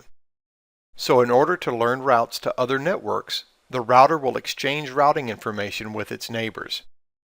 These exchanges occur via routing protocols. Some of the more common routing protocols are the Routing Information Protocol, or RIP. This distance vector protocol is easy to configure and works well in small environments. It does not scale well. RIP has a hop count limit of 15, meaning any network further than 15 hops away is considered unreachable, and transmits full routing table updates every 30 seconds. RIP v2 improves on RIP by providing additional addressing information for the routes in its table, next hop addressing, and introduces authentication to the environment. The hop count limit of 15 remains, so it is still for smaller environments. Interior Gateway Routing Protocol, IGRP, is a Cisco protocol designed to be an improvement over RIP. It is not hampered by the maximum hop count of 15 and can be used in larger networks. Enhanced Interior Gateway Routing Protocol, EIGRP, a Cisco proprietary routing protocol designed to further the improvements introduced in IGRP. EIGRP makes routing decisions based not just on hop count, but also on link state, that being speed and reliability. There are a number of network technologies that can provide diagnostic as well as detective capabilities. A sniffer is a device or application that monitors communication on a wired or wireless network. A sniffer will capture packets so that the most minute details of the communication can be examined. A spam filter is software that will analyze and subsequently reject suspicious emails. Emails are filtered based upon source, known spam propagators are blocked, as well as text strings that would indicate that the email is dubious in nature. A protocol analyzer is software that will sniff packets, seeking to diagnose content and/or intent. Filters can be applied to limit the packet captures to specific types of traffic, such as authentication sequences. Intrusion Detection System. An IDS is a system that scans and monitors your network infrastructure, looking for signature patterns that would indicate an attack. IDS software can analyze data and alert administrators to potential issues. A Network Intrusion Detection System, or NIDS, primarily uses passive hardware sensors to monitor traffic. Traffic that is deemed to be abnormal or out of scope will trigger an administrative alert. An Intrusion Prevention System, or IPS, is inline prevention control that monitors suspicious activity and responds in real time to block it. An IPS differs from an IDS in that it is preventative and not merely detective. The IDS will simply notify the administrator that there may be a problem. The IPS will block the traffic and then notify you of the problem. There are three primary methods of monitoring network activity.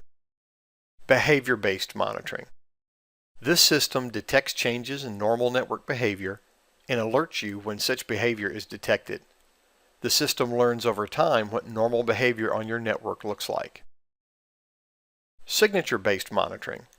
This system uses a predefined set of rules provided by a software vendor to identify traffic that is unacceptable. Heuristic monitoring. The most resource-intensive method of detection. This system looks for abnormal characteristics in network behavior, rather than known deviations or malicious strings. Remote access is an absolute necessity in most of today's networks. There are times when the data housed in the network is so sensitive that external access is an unacceptable risk, but this is the exception rather than the rule. Virtual Private Network, or VPN, extends a private connection to your network by tunneling over public network space, in other words, the Internet. A VPN uses mutual authentication, meaning that the endpoints in the tunnel must authenticate to each other before the secure connection is established. Encryption can be provided by a variety of protocols, many of which we will meet in coming videos, such as IPsec, SSL/TLS, MPPE, and SSTP. A VPN concentrator is a dedicated appliance that uses advanced encryption and authentication methods in order to handle a large number of VPN tunnels simultaneously. Built for remote access as well as site-to-site connections, VPN concentrators provide high performance, high availability, and scalability. A web security gateway is an appliance used to block internal clients from accessing websites by predefined lists and/or categories.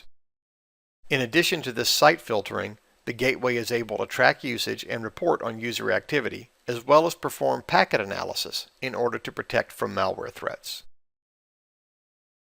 No matter what the device, firewalls, web security gateways, spam filters, etc., or what we are protecting our networks from, malicious traffic, inappropriate websites, unwanted emails, we start with a filtering strategy. There are two basic strategies: blacklisting and whitelisting. Blacklisting is optimistic filtering. Using a blacklist means that all traffic is allowed. Then disallowed traffic is explicitly defined. Whitelisting is pessimistic filtering.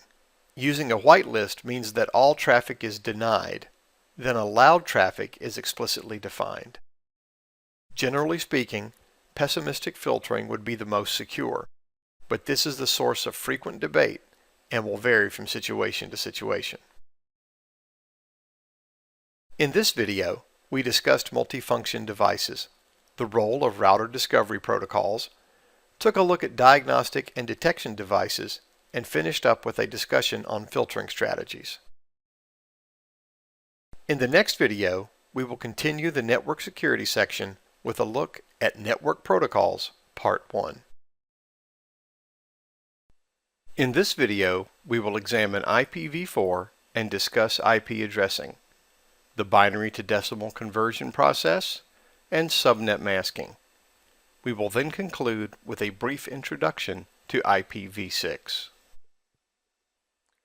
TCP/IP version 4 is a non-proprietary routable networking protocol that is developed into the de facto standard for global networking. There are other routable protocols, but none has experienced the acceptance and widespread usage of IPv4. An IPv4 address is 32 bits in length. To see the address as the computer sees it, we would see a string of 32 ones and zeros. Though this is the preferred format for the computer, it is not very human-friendly. In order to make the address more easily readable, we divide the address into 4 binary octets, breaking the number up into 4 chunks of 8 bits each, and separating each bit with a dot. We then convert each octet to its decimal equivalent, and we now see a typical representation of an IP address, the dotted decimal representation. Each octet has a valid range of 0, 8 zeros, to 255, 8 ones. In order to fully understand an IP address, you must look at it in its binary representation. So let's talk about converting a base 2 binary number to its base 10 decimal equivalent. The overarching concept common to both binary and decimal is the same, in that each place has a value. In decimal, we have ones place, tens place, hundreds place, and so on. We can add digits to represent larger and larger numbers, and will typically begin our enumeration with the first place in use to represent that number. For example, the number 217 is 2 in the 100s place, 1 in the tens place, and 7 in the ones place. We don't bother to enumerate the thousandth place since we don't need it.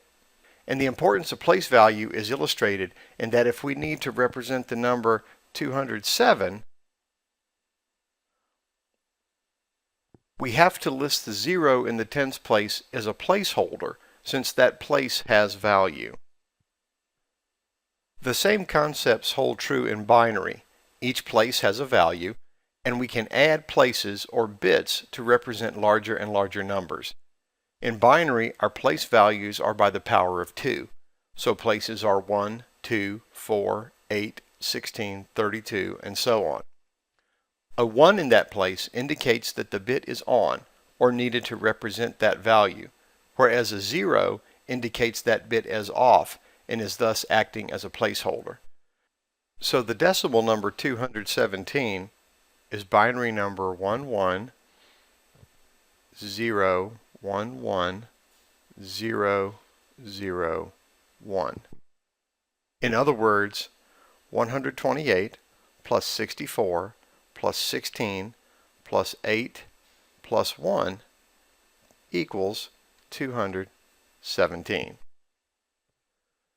The front portion of an IP address indicates the network. The back portion indicates the host on the network. The dividing line between the two will vary from one network to the next. The location of that dividing line is indicated by the subnet mask. In order to fully grasp the role and characteristics of the subnet mask, this number must also be seen in its binary representation. A subnet mask will consist of a string of ones followed by a string of zeros. There is no commingling of the ones and zeros. It is all ones followed by all zeros, period. Therefore, the only valid values in an octet of a subnet mask are 128, 192, 224, 240, 248, 252, 254, and 255.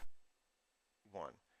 It is common to see classful IP addressing, where a Class A address has a 255.0.0.0 subnet mask, Class B has a 255.255.0.0 subnet mask, and Class C has 255.255.255.0 subnet mask.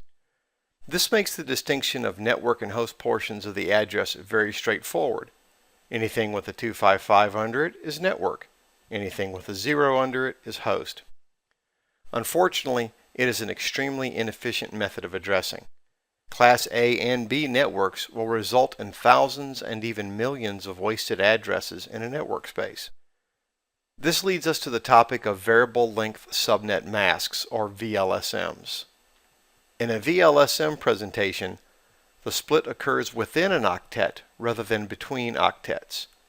This can make the distinction of different subnets a little less obvious, but it is much more efficient. To see the role of the subnet mask, convert the IP address to binary, then convert the subnet mask to binary, and place the mask beneath the address. The portion of the address with ones beneath it is the network portion, and the portion with zeros beneath it is the host portion.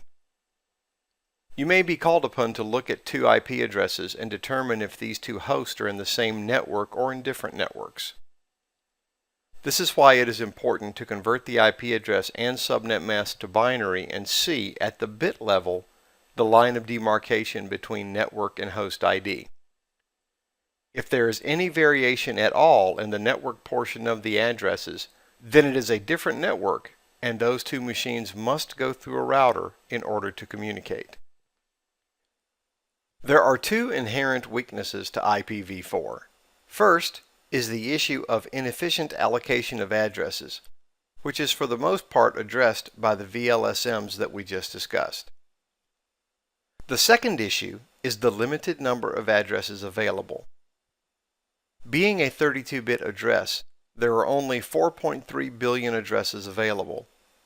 Hardly seen as a limitation in 1981 when IPv4 was standardized by the Internet Engineering Task Force in RFC 791, network usage has grown to a scale unimaginable in the early 80s, and there are simply not enough addresses. There are techniques such as network address translation, or NAT, and standards such as private network ranges that are delaying the inevitable, but the IPv4 address space will be exhausted, and sooner rather than later. The answer to this address exhaustion is IPv6. We will not get into IPv6 in any great detail, but it does warrant a brief introduction. IPv6 is a 128-bit address space. This is an address space of 3.403 times 10 to the 38th, a number that's a little tough to wrap our heads around. So how about this? Anecdotally, it is large enough to assign an address to every grain of sand on every beach on the planet 10 million trillion times. An IPv6 address is 8 groups of 4 hexadecimal digits. IPv6 is not compatible with IPv4, so its adoption has thus far been rather narrow. There are techniques for making the two protocols coexist, but these are to be temporary measures at best. Full adoption of IPv6 is still quite a way off and will require conversion and replacement of IP routers to fully support IPv6. In this video, we examined IPv4 and discussed IP addressing, the binary to decimal conversion process, and subnet masking. We then concluded with a brief introduction to IPv6. In our next video, we will continue our look at network security with Network Protocols Part 2. In this video, we will discuss reserved network ranges, automatic private IP addressing, or APIPA, and ports. This video will conclude with a look at several common protocols and their usage. There are 4 network ranges that are reserved for private addressing, meaning that addresses in these spaces will not route on the public networking space. This provides a layer of security by separating our internal spaces from being directly accessible from the public internet. Internal addresses access public addresses through Network Address Translation, or NAT, which translates requests from your internal network to the internet, and then translates the internet reply into a private address for the response. Automatic Private IP Addressing, APIPA, is the range from which a computer will self-assign an address if it is a DHCP client, but there is no DHCP server available. This does allow the computer to communicate on its local network.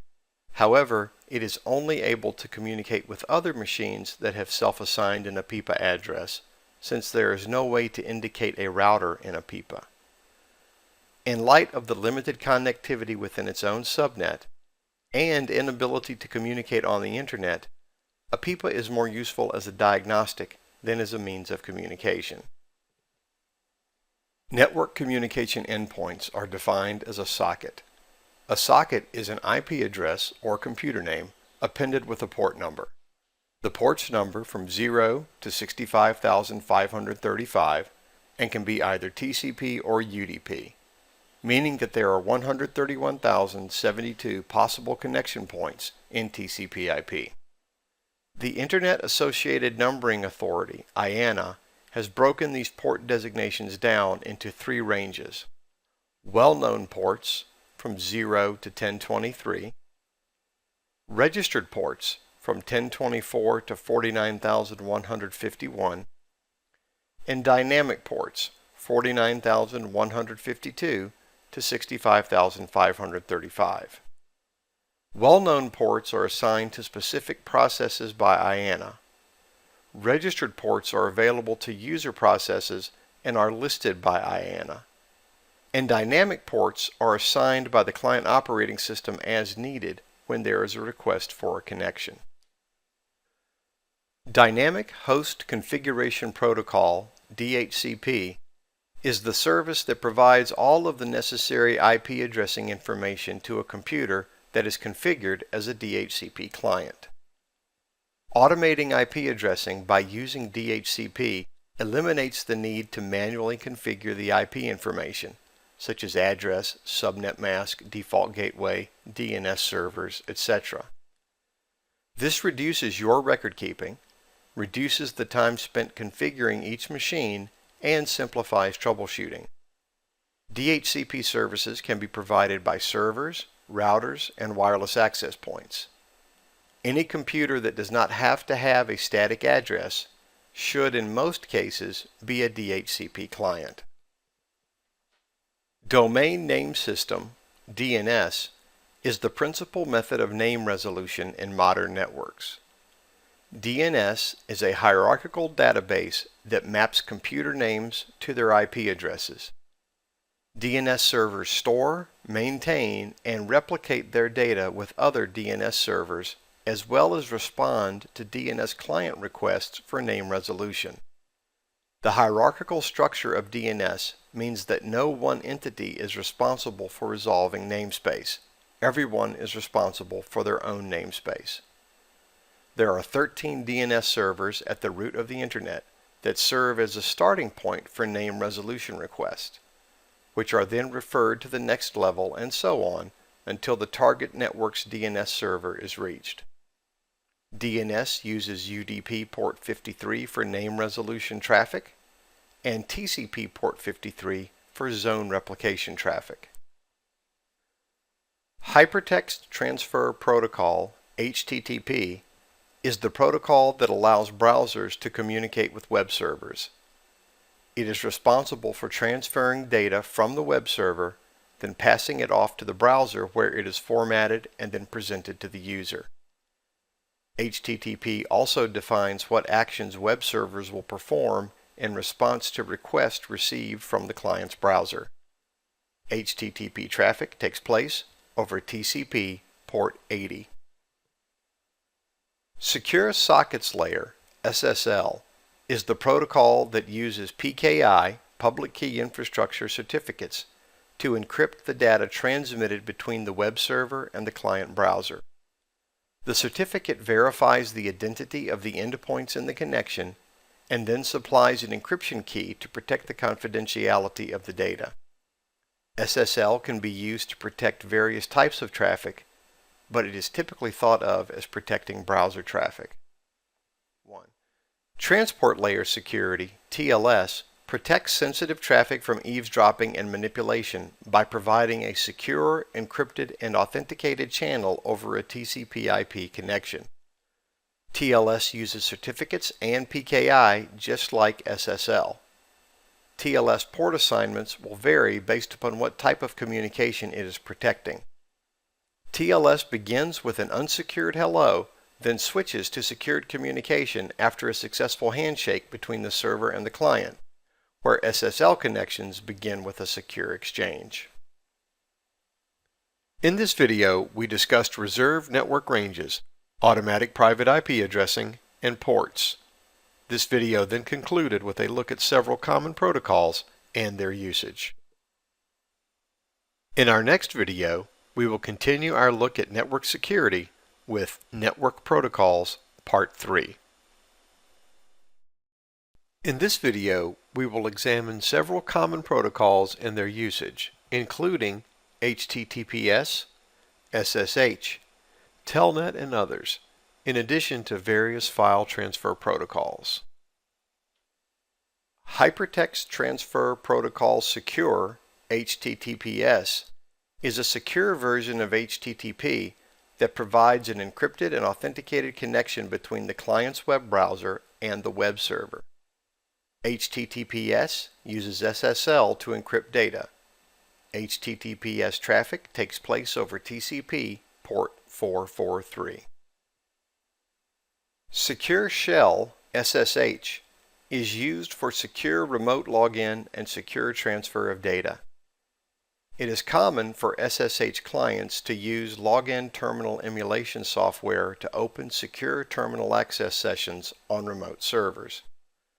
To ensure a secure connection, the entire SSH session, including the authentication process, is encrypted using a variety of encryption protocols. SSH is supported natively on Linux and Unix systems and can be used on a Windows computer via third-party software. SSH traffic takes place over TCP port 22. Simple Network Management Protocol, SNMP, is a service for collecting information from network-based resources, SNMP agents, such as servers, printers, and routers. This information can be used to trigger administrative alerts, as well as execute scripts and initiate logging activity.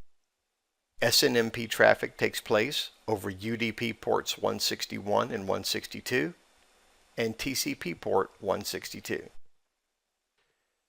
Internet Control Messaging Protocol, ICMP, reports on connections between hosts. A ping command executed from a command prompt will generate an ICMP echo request. The target machine will answer with an ICMP echo response.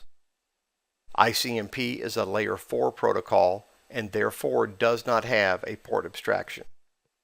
1. Internet Protocol Security, IPsec, is a non-proprietary standard that secures data as it travels across public networking spaces. IPsec uses a variety of protocols and services to provide data protection and non-repudiation. File Transfer Protocol, FTP, provides for transfer of files between a client and a remote host. Using FTP, the user can access the directory structure, rename files and directories, search, upload, and download files.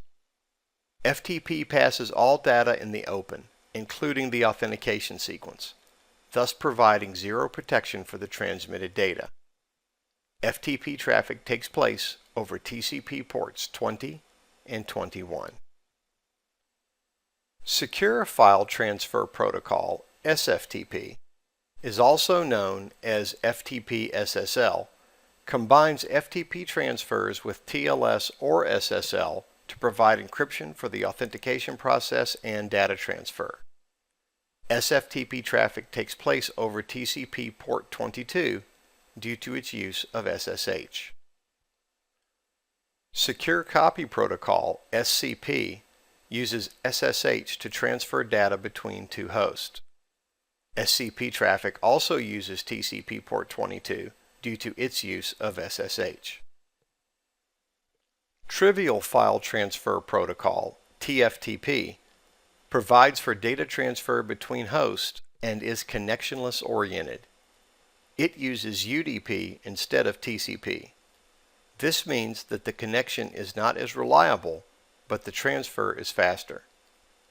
TFTP is often used in a dedicated connection between two machines where there is no issue with data collisions, such as connecting from a PC to a Cisco router to copy configuration files. TFTP traffic takes place over UDP port 69. 1. Telnet is a terminal emulation program that provides a command line interface into the target machine. It passes all of its data and the authentication sequences in plain text. Telnet traffic takes place over TCP port 23. Simple Mail Transfer Protocol, SMTP, is the protocol over which email servers transfer email. SMTP is not an encrypted protocol, so unless there are other measures taken, your email traffic will flow from server to server in plain text. SMTP traffic takes place over TCP port 25. Internet Message Access Protocol, IMAP, is the protocol over which email clients receive data from an email server. IMAP is used specifically by Microsoft Exchange and Lotus Notes. Gmail and Yahoo Mail support IMAP as well. IMAP traffic takes place over TCP port 143. Post Office Protocol 3 is the current version of POP, another protocol over which email clients retrieve data from email servers. The original POP specification dates back to the early 80s, where it is still supported, but finds adoption in mostly older email clients, though many modern email clients support it for backwards compatibility. POP3 traffic takes place over TCP port 110. NetBIOS is a broadcast-based naming service that functions in a flat namespace. A NetBIOS name is assigned to a host, typically on installation of the operating system, and can be up to 16 characters in length. The first 15 of those characters are configurable. The 16th character is reserved for the operating system and is used to indicate which of a few services the computer is currently running. NetBIOS traffic takes place over TCP port 137. In this video, we examined several common protocols and their usage, including HTTPS, SSH, Telnet, and others, in addition to various file transfer protocols. In our next video, we will continue our look at network security with wireless security. In this video, we will examine the standards for wireless communication. We will also discuss wireless security protocols and various methods for securing your wireless network. We will conclude with some best practices for wireless security. 802.11 is a set of standards for implementing wireless networks as set forth by the Institute of Electrical and Electronics Engineers, the IEEE. Each standard will have different strengths and weaknesses. 802.11a provides for maximum speed of 54 megabits per second and a maximum distance of 60 feet.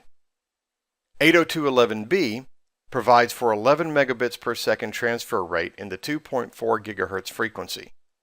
It has a range of up to 1,000 feet in an open area and a range of 200 to 400 feet in an enclosed space, where walls will degrade signals to varying degrees depending upon the composition of the walls. 802.11b is not interoperable with 802.11a. 802.11g provides for a maximum data transfer rate of up to 54 megabits per second in the 2.4 gigahertz frequency, compatible with 802.11b, but will slow to 802.11b speeds if sharing the same wireless access point. 802.11n is a more recent specification that allows for speeds from 54 megabits per second to 600 megabits per second, with a range of up to 820 feet in an open area. There are several wireless security protocols. First, Wired Equivalent Privacy, or WEP. WEP was standardized in 1999, and in spite of its name, is far from being as secure as a wired network. As a matter of fact, the issues with WEP are many, and it has been deprecated in favor of newer, more secure standards. WEP comes in two standard encryption strengths, 64-bit and 128-bit. Some vendors offer a 256-bit WEP, but this is not widespread. The problem with WEP's encryption strength is that the key length includes a 24-bit initialization vector, or IV. This only leaves 40 bits for the actual encryption in a 64-bit and 104 bits in the 128-bit implementation. The difference between the advertised encryption strength and the actual is massive. 64-bit encryption is not 24 times stronger than 40-bit encryption. It is twice the strength of 40-bit encryption 24 times. This means that it is 16.8 million times weaker than advertised. There are numerous attack tools written to take advantage of WEP's cryptographic weaknesses, Cain-Enable, Aircrack, Kismet, to name a few. And cracking the key of 64-bit WEP can literally be done in a matter of minutes. WEP should be considered fully deprecated and not for use on any network that you wish to protect. Wi-Fi Protected Access, WPA and WPA2, was introduced specifically to address the cryptographic shortcomings of WEP. Vendors were anxious to replace WEP, so WPA was released through a firmware upgrade and was quite backwards compatible to many existing wireless access points. WPA2 is a more complete presentation of the standard, but in many cases required a hardware upgrade to implement. Some of the key features of WPA and WPA2 are: WPA provides improved data encryption using Temporal Key Integrity Protocol, TKIP. TKIP uses WEP's existing encryption and provides a 128-bit encryption key, thus fixing the key length problem with WEP.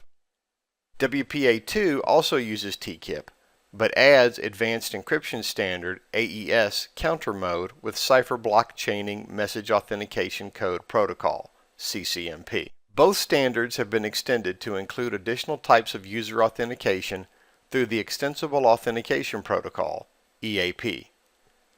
WEP controlled access to the network based on the client's MAC address, which is very easy to discern. EAP uses public key encryption to significantly enhance the cryptographic strength of the connection and ensure only authorized access.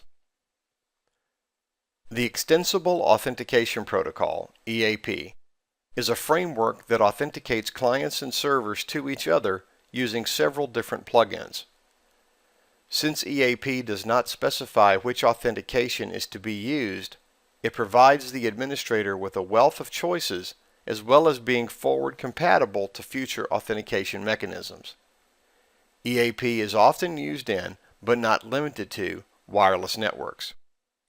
Two common EAP implementations are Protected Extensible Authentication Protocol, PEAP, which is an open standard developed through a partnership of RSA Security, Cisco Systems, and Microsoft, and Lightweight Extensible Authentication Protocol, LEAP, which is a proprietary Cisco implementation of EAP.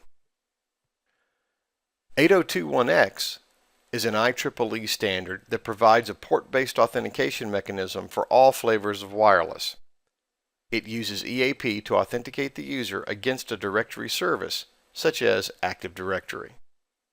1. There are numerous security methods and practices that can be implemented to protect your wireless network. First, there are general guidelines. Physically secure the wireless access point. Secure access to your wireless access point's administrative interface. Disable remote administration. Change the default channel. And make sure to keep your firmware up to date. The Service Set Identifier, SSID. Change the default SSID. Do not broadcast the SSID. This is a speed bump on the road to hacking your wireless access point. It's a good idea, but don't count on it as your sole method of protection. A non-broadcast SSID is only a secret if no one is connected to your wireless access point. If anyone is connected, even over an encrypted connection, the SSID will be unencrypted in the packet and can then be extracted by any wireless sniffing tool. As for encryption, do not use WEP. Use WPA2 with TKIP or AES and use a strong password. No matter how secure the cryptographic algorithm, it will be susceptible to a dictionary attack if a weak password is used. Enable MAC address filtering so that only specific MAC addresses are allowed to connect to the wireless access point. A couple of notes about MAC address filtering. First, only use MAC address filtering if the population of devices that you want to have connect is fairly static. Needing to go to the interface to constantly put in new MAC addresses will get old quickly. Second, it is a trivial matter to sniff wireless traffic and discern an allowed client's MAC address, at which point the attacker can spoof his MAC address to match the victim's, even easier than getting the MAC address, and hijack the user's session, or simply wait until the client is no longer connected and then present the allowed MAC address and connect up as that client. Next, use a virtual private network. And periodically scan for rogue wireless access points. It is not uncommon to find where a user has installed their own wireless access point to simplify their connectivity. These rogue WAPs can potentially bypass your authentication mechanisms and should be eliminated immediately. As for antenna placement, shape your wireless signal through the use of unidirectional antennas and manipulating signal strength to avoid providing a signal to unsecured areas such as streets and parking lots.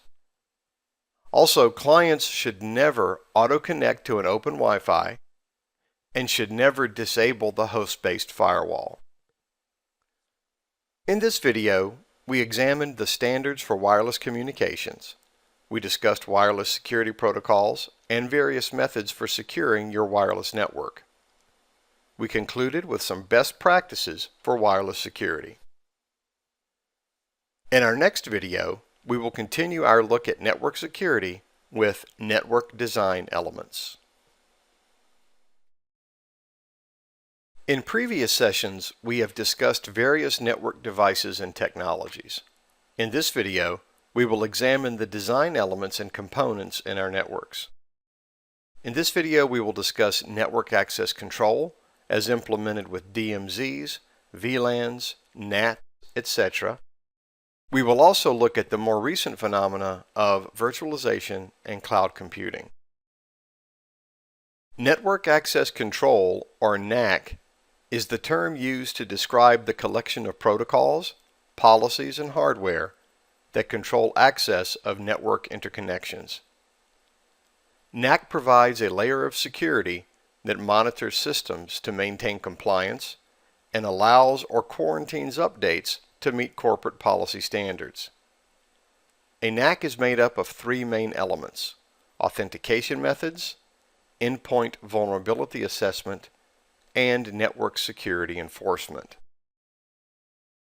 A demilitarized zone, or DMZ, is a segregated section of a private network that is placed between two firewalls and then made available to public traffic. A DMZ allows external clients to access data on private systems, such as web servers, without compromising the security of the internal network. The external firewall allows the request from public clients to access the server. The internal firewall then prevents that traffic from connecting to internal hosts.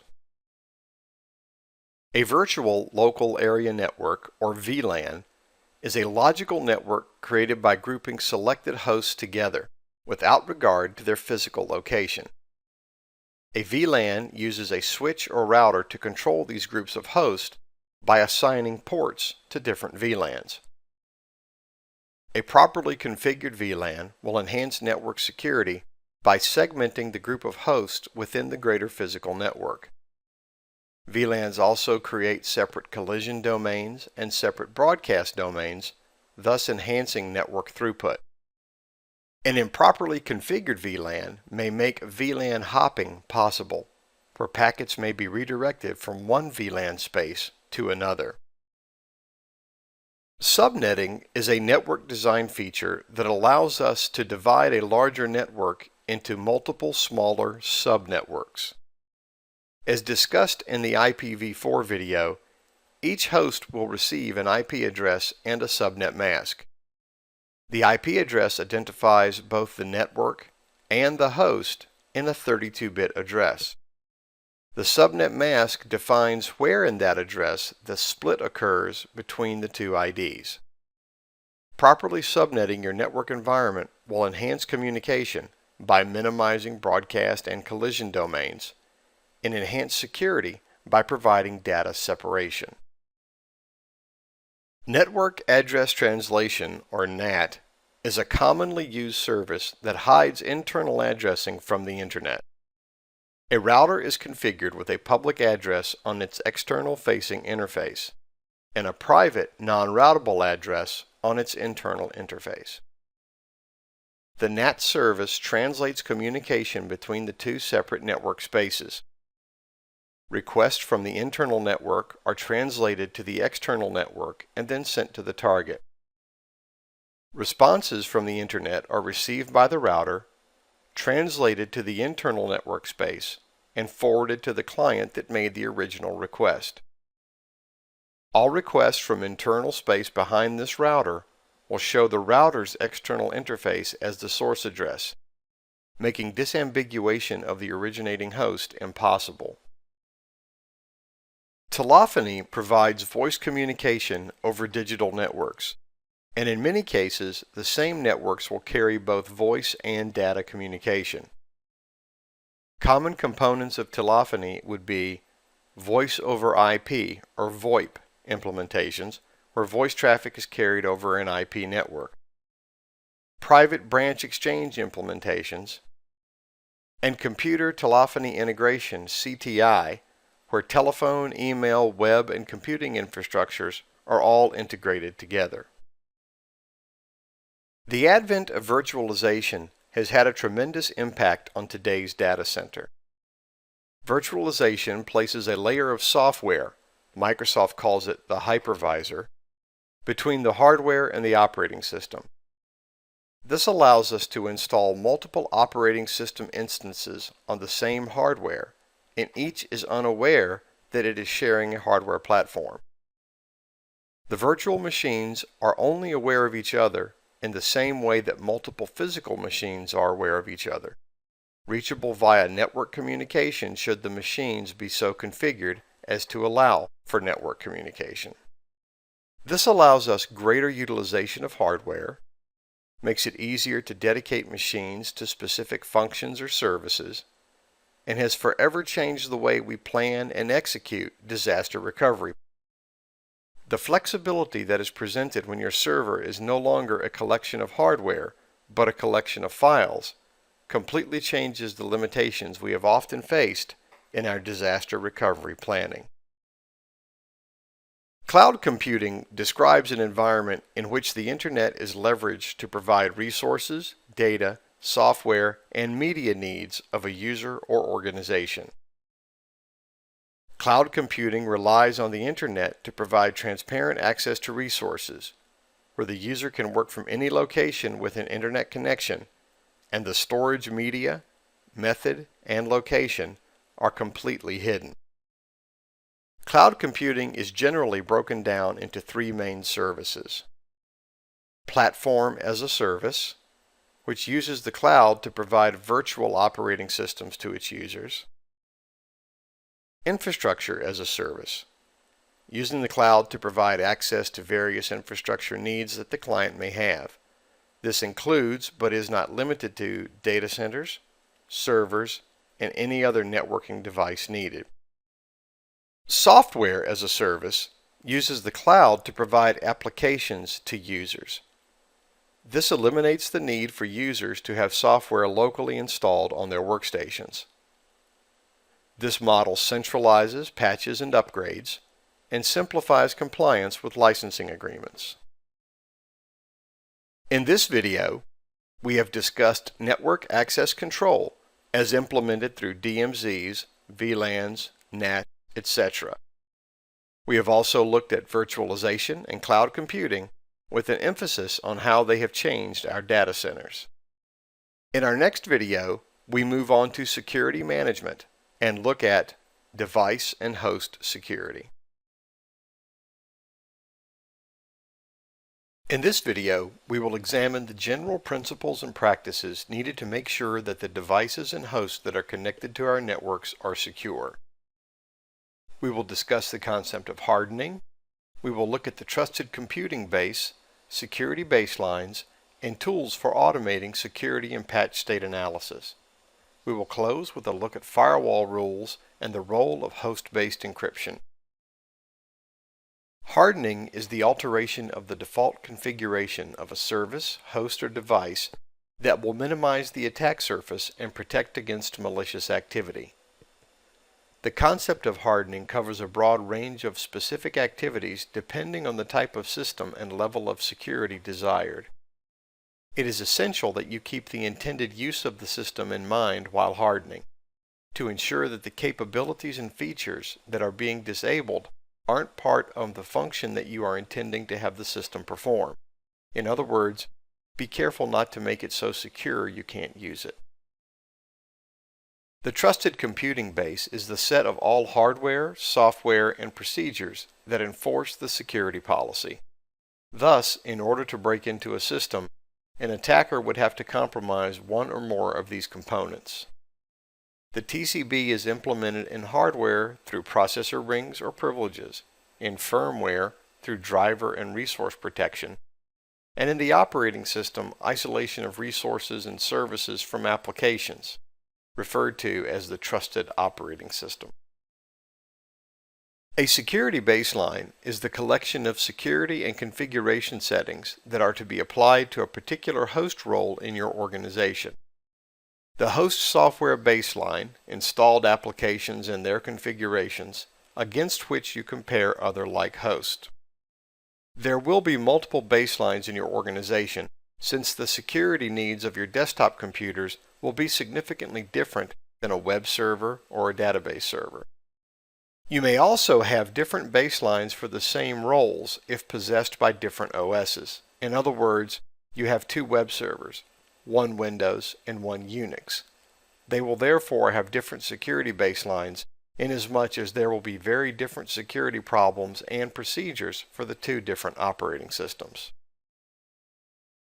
There are several security analyzers available to help at least partially automate the process of establishing a system baseline and verifying compliance with established baselines.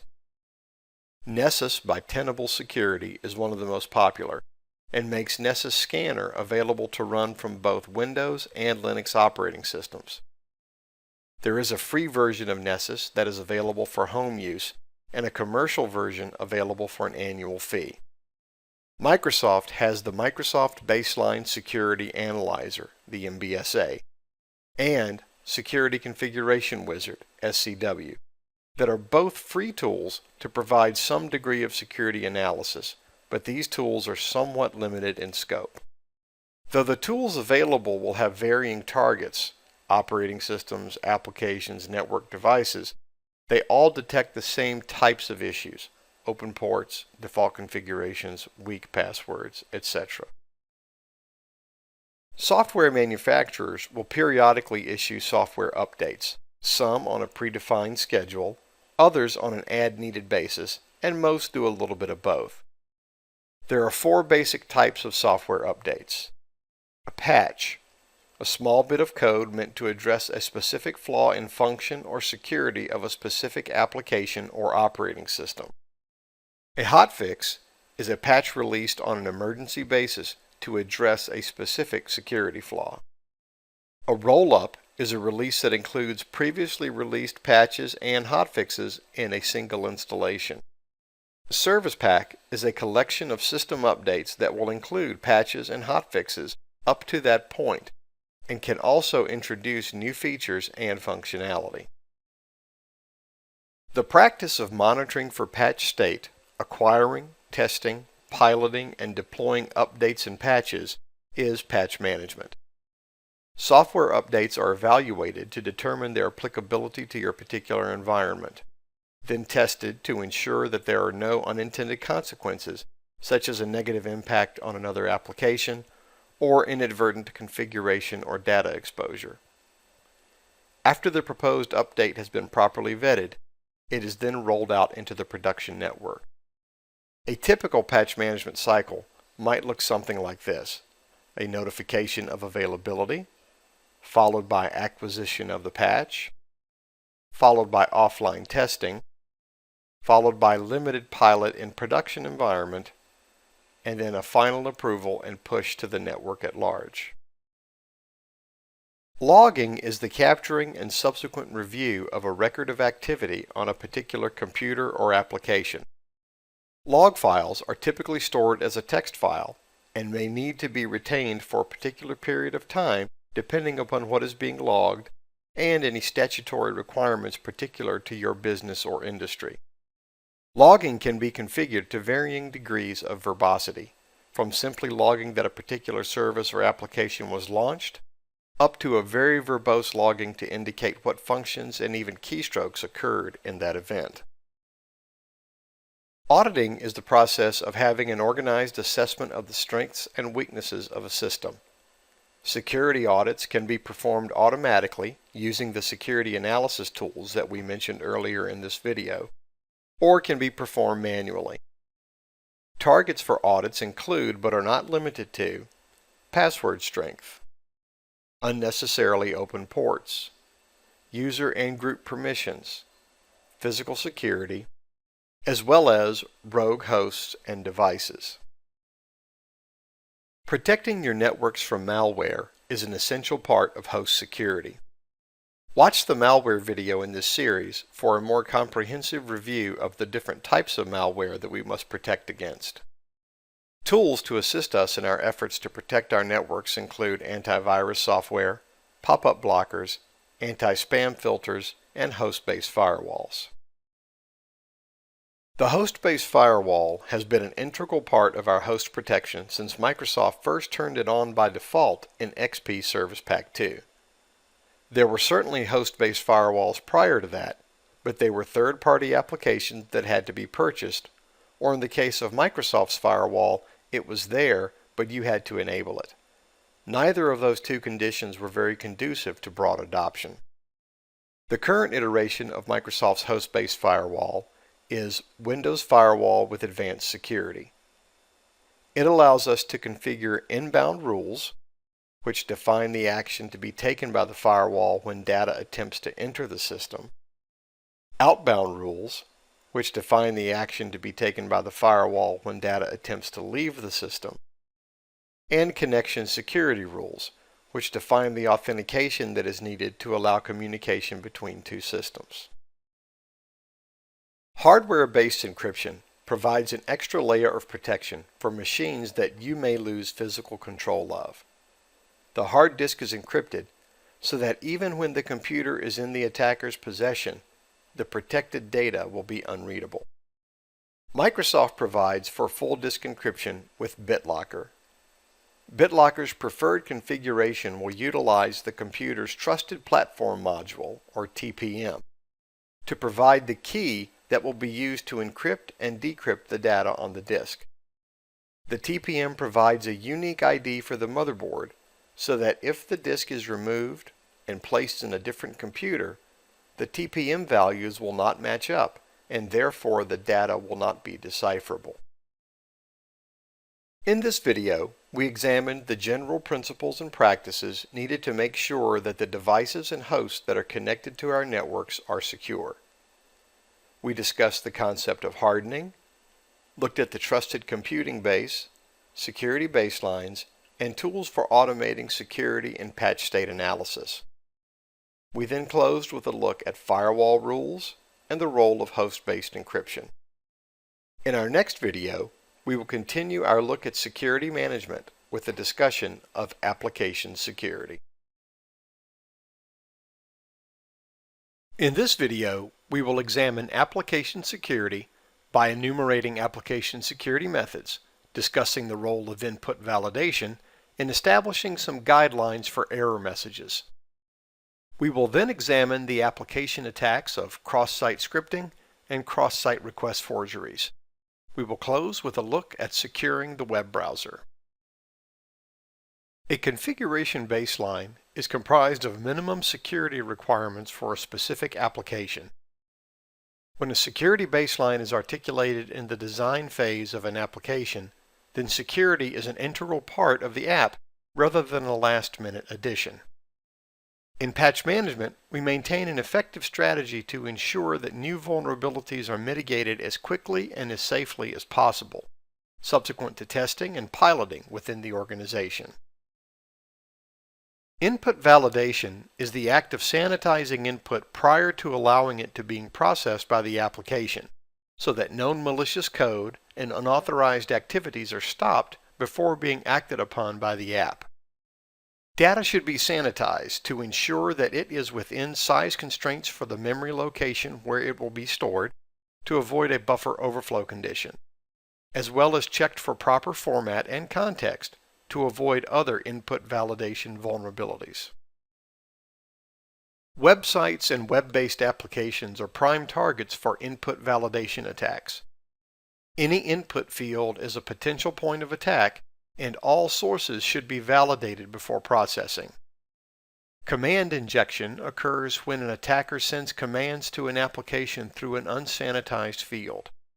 SQL injection attacks occur when an attacker sends SQL commands to an input field in an attempt to extract information from or manipulate information in the database on the back end of the website. Special care should be taken when deciding on the level of detail that will be revealed through error messages. Though it makes a great deal of sense to have very verbose error messages while an application is in its development and pilot stage, it is wise to make sure the message is somewhat more ambiguous when they may be seen over the internet. Don't let the detailed information that assists your staff in troubleshooting become a diagnostic tool for an attacker, revealing secondary technologies at use in the site, as well as potentially exposing back-end organization and layout of your applications and database. Cross-site scripting, XSS attacks, take advantage of scripting and input validation weaknesses to attack your users. Cross-site script attacks come in two different varieties. Stored attacks, where the attacker injects malicious code or links into a site database, blog, guestbook, etc., Then when a user views the entry or clicks the link, the attack begins. And a reflected attack. Here the attacker poses as a legitimate user and submits information in the form of a page request or submission to a form. The entered data is an attack, and when the server responds to the request, that attack is reflected off of the server to the targeted user. During a cross-site request forgery, an attacker leverages the trust between an authorized user and the web server and exploits the user's unexpired browser cookies. Websites that perform functions using the input of trusted users are most at risk for this type of attack. When a user clicks the Remember Me option on a page, an authentication cookie is generated. That cookie is compromised and then used by the attacker to impersonate the authenticated user. In order to minimize the likelihood of cross-site scripting and cross-site request forgery attacks, you should do the following. Do not allow HTML formatting in user submissions. Validate input on all fields, variables, strings, and cookies. Do not use weakly encrypted cookies. Have a logout function on your website. Discourage users from using the Remember Me option, and encrypt traffic with SSL. Fuzzing is the act of throwing large amounts of randomly generated data at every input field of a page or application, with the goal of destabilizing and ultimately crashing the app. This will verify the existence and efficacy of any input validation being performed by the hosting entity. Software that performs fuzzing is known as a fuzzer. We are well beyond the early days of the Internet when web pages were largely static content, making the browser a glorified newspaper.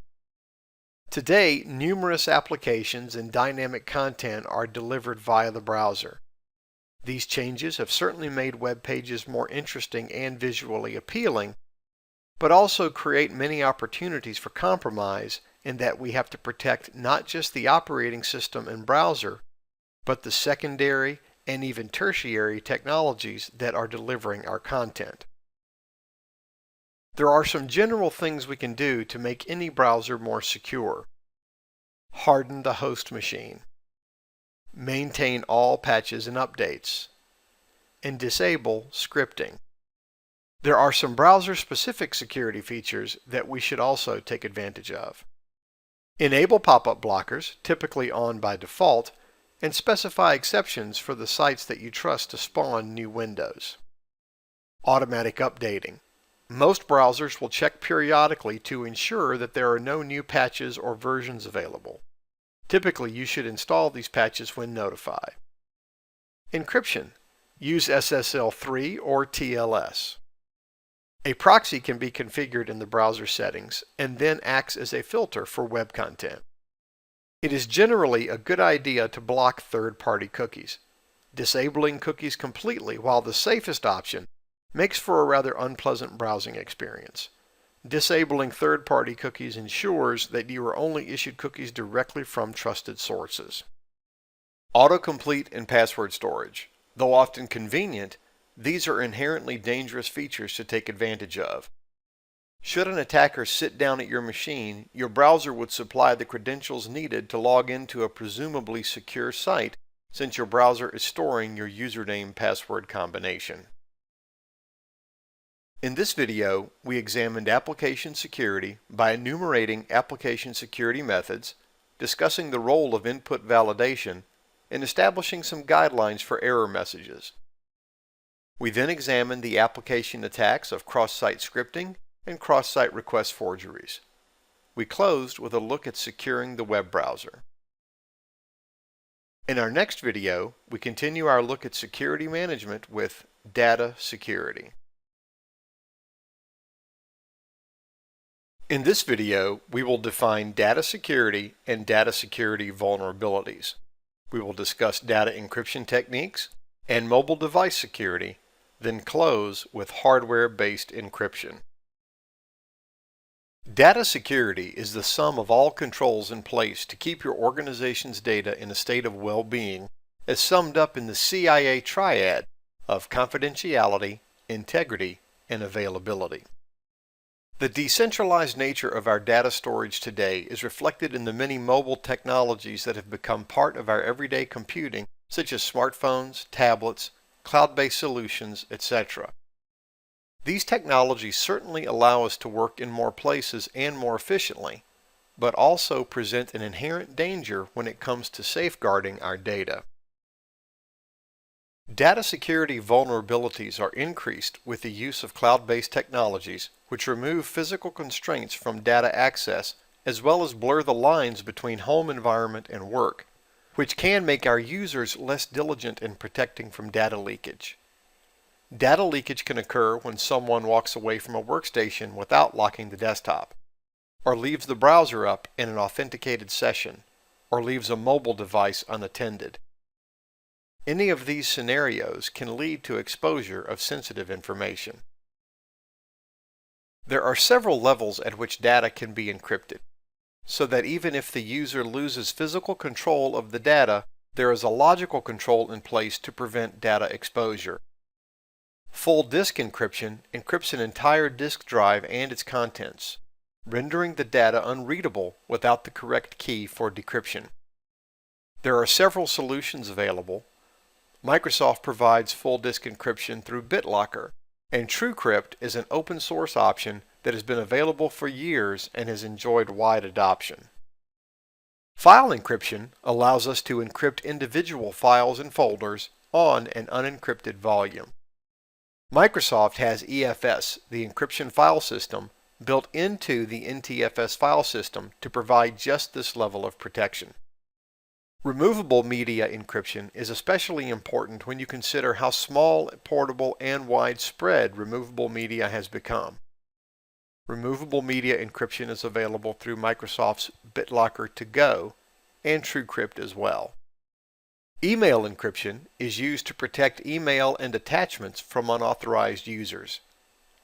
Tools that provide email protection include Secure Multipurpose Internet Mail Extensions, SMIME, GNU Privacy Guard, GPG, and Pretty Good Privacy, PGP. Mobile devices are becoming more plentiful and powerful every year. Mobile devices would include iPhones, Android phones, BlackBerry devices, and Windows phones, as well as Wi-Fi enabled devices such as iPads, Android tablets, Kindles, and Nooks, to name a few. Due to the significant amount of computing power and storage that is packed into a modern mobile device, it is susceptible to the same dangers that threaten our PCs, such as malware, spam, and unauthorized access.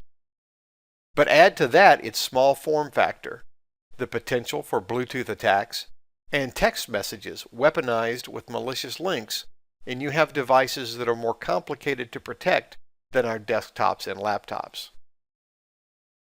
A few of the common mobile device security controls would include Enable Screen Lock. The screen lock function should be used on all mobile devices. Security policies should be enforced that establish procedures as to when a device is locked, and users should be educated to use complex passcodes to unlock. Device encryption. All mobile devices should be configured to use encryption to protect sensitive data stored on the device, or stored in a corporate network but accessible through the device. Strong passwords. In addition to the screen lock feature, you should also force a password to be used to power up or initially log on to the device. Users must be educated in secure password practices, and password audits should be part of your security posture reviews. Enable GPS tracking.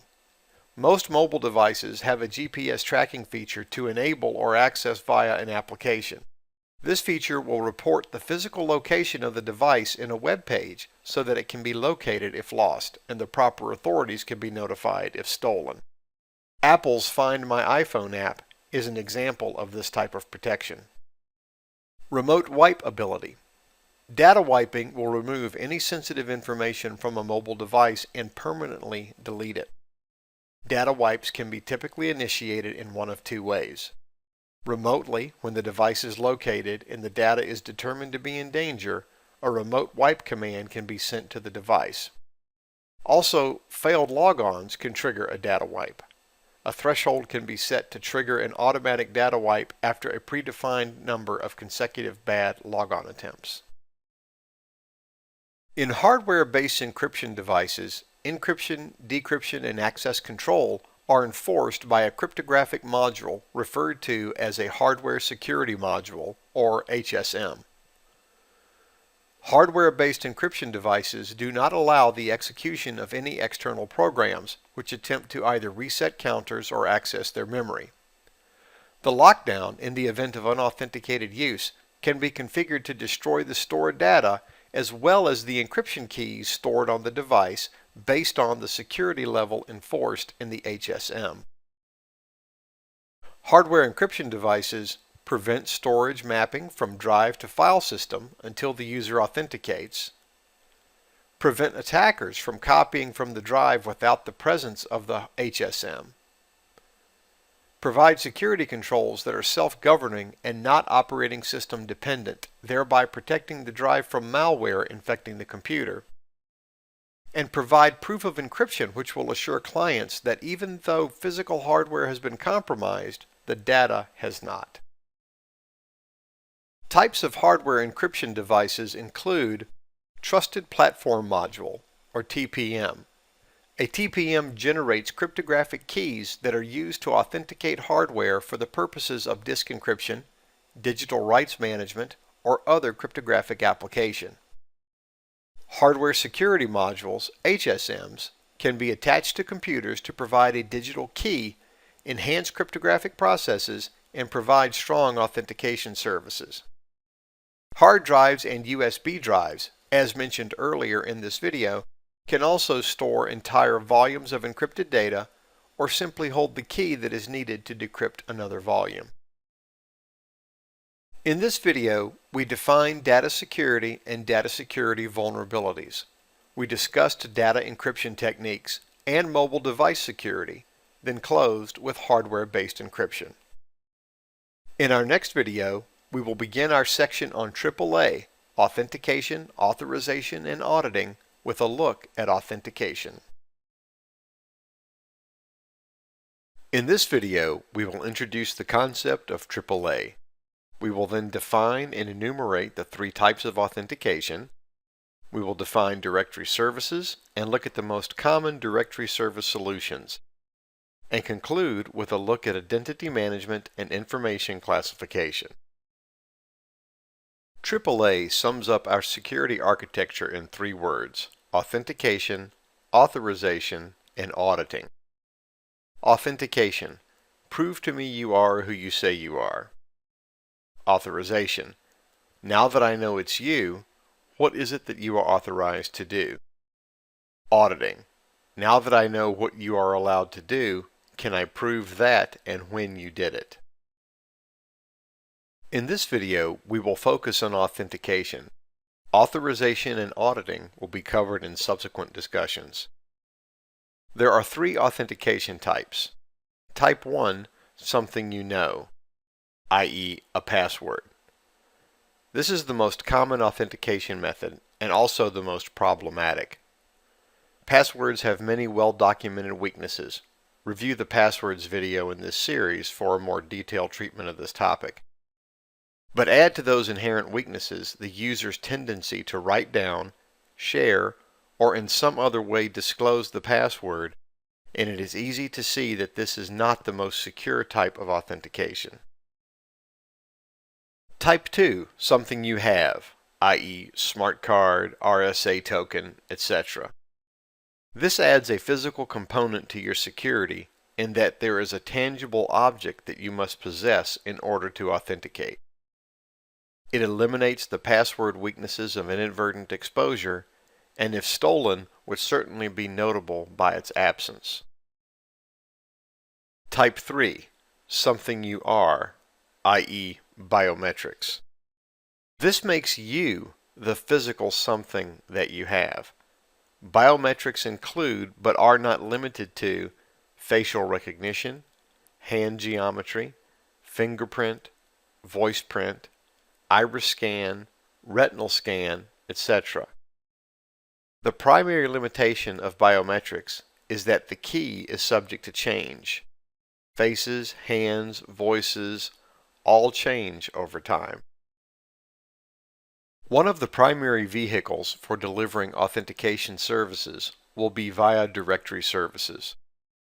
A directory service is a network service that stores identity information for all objects in a particular network environment.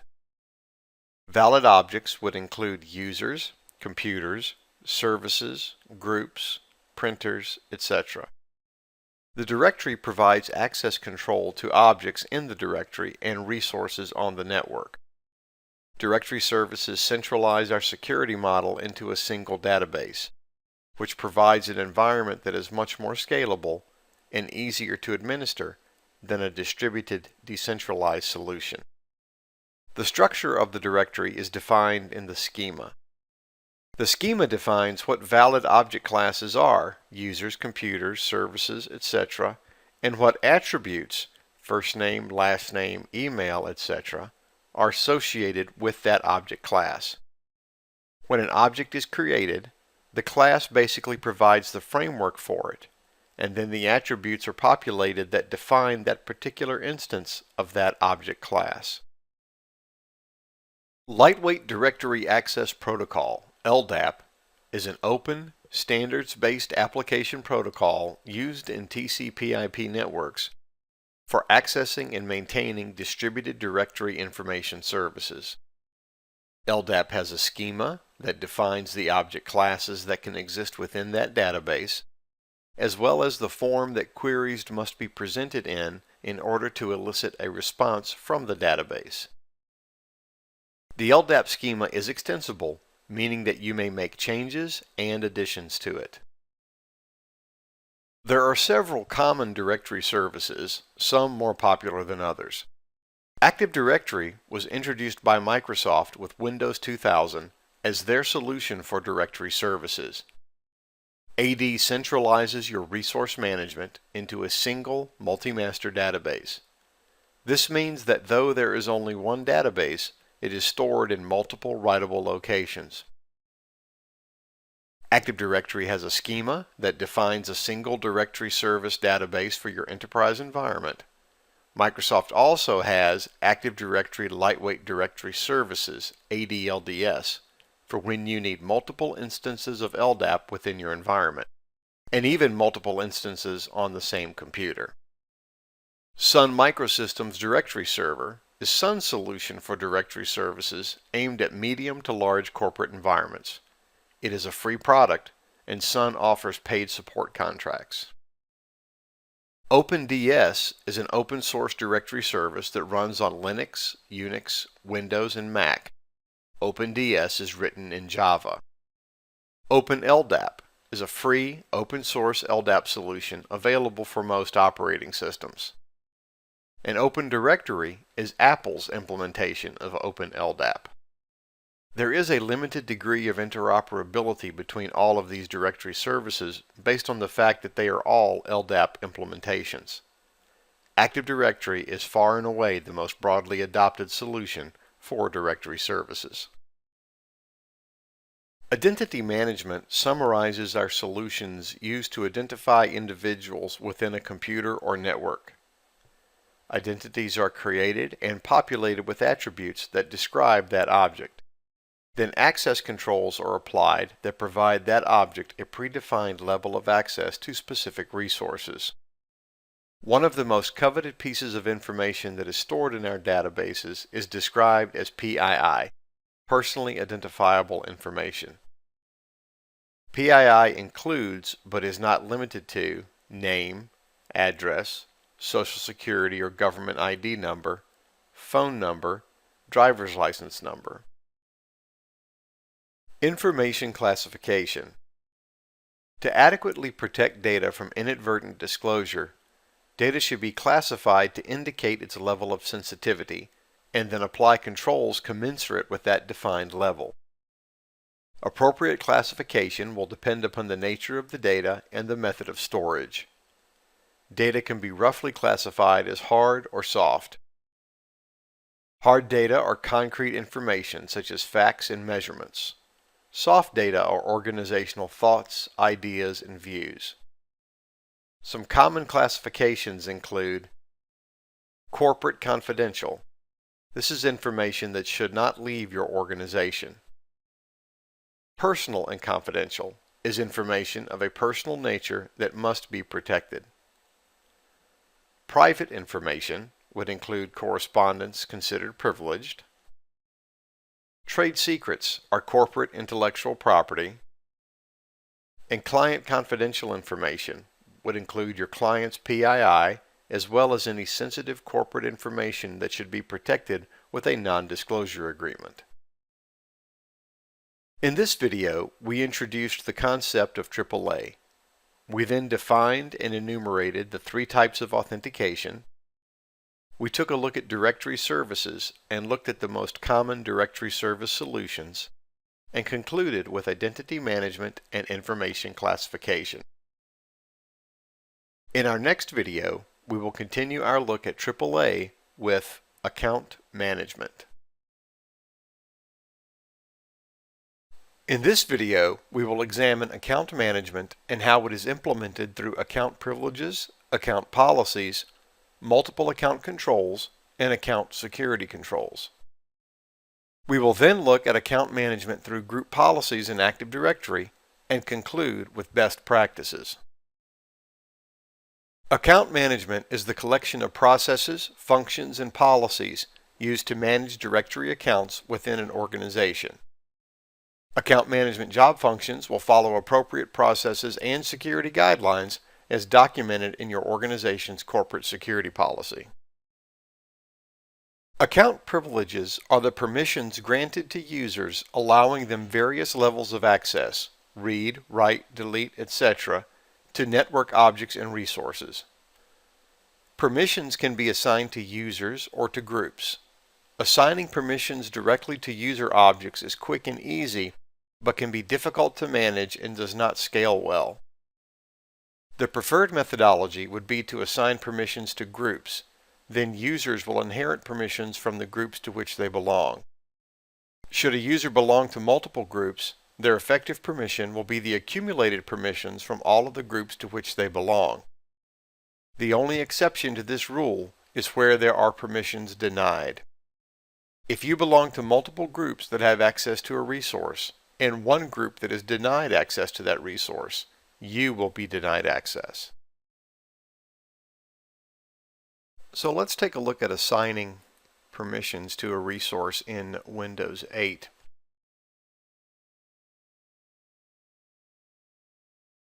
Here we'll go to the Demo Data folder and pull up the property sheet. Now the Security tab, also known as the Discretionary Access Control List or DACL, is where you'll see the listing of all of the users and groups that have access to the resource and what level of access they have.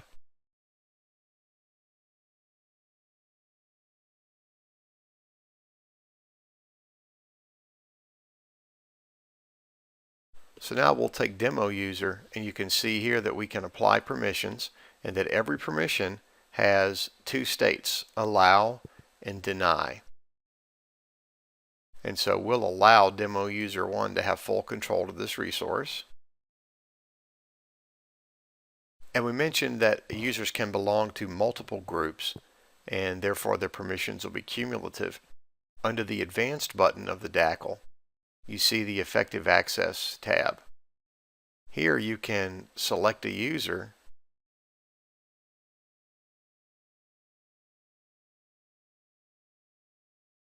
and it will show you then what that user's effective access is to that particular resource. It is often necessary for single users to have and use multiple accounts. It is a recognized best practice for administrators to have two accounts, one which is a normal user account to be used for their everyday access to the systems, and a second account that is designated as an administrator account and is used only to perform administrative tasks. This account separation will enhance security in that if someone leaves their workstation unattended, anyone who sits at that computer is effectively that absent user to the network. So if the user is logged on with an administrative account, the passerby now has admin control. Workstations should be locked when unattended, but this separation adds protection should that not be the case. In order to maintain strict account management, the following controls should be in place. User IDs and passwords should be required to access all systems, should be unique with no shared accounts. Strong passwords should be required, meaning sufficiently complex and with a maximum enforced age. Password recovery procedures should be documented and enforced.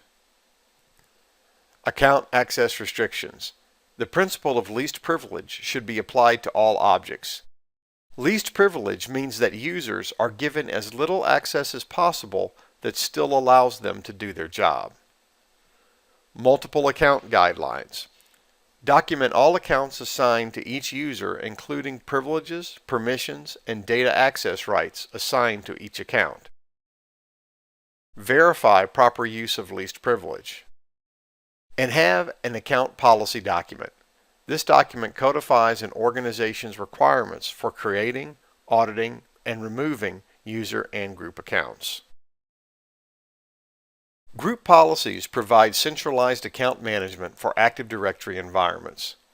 Group policy objects, GPOs, contain more than 3,000 settings that can be enforced on both user and computer objects.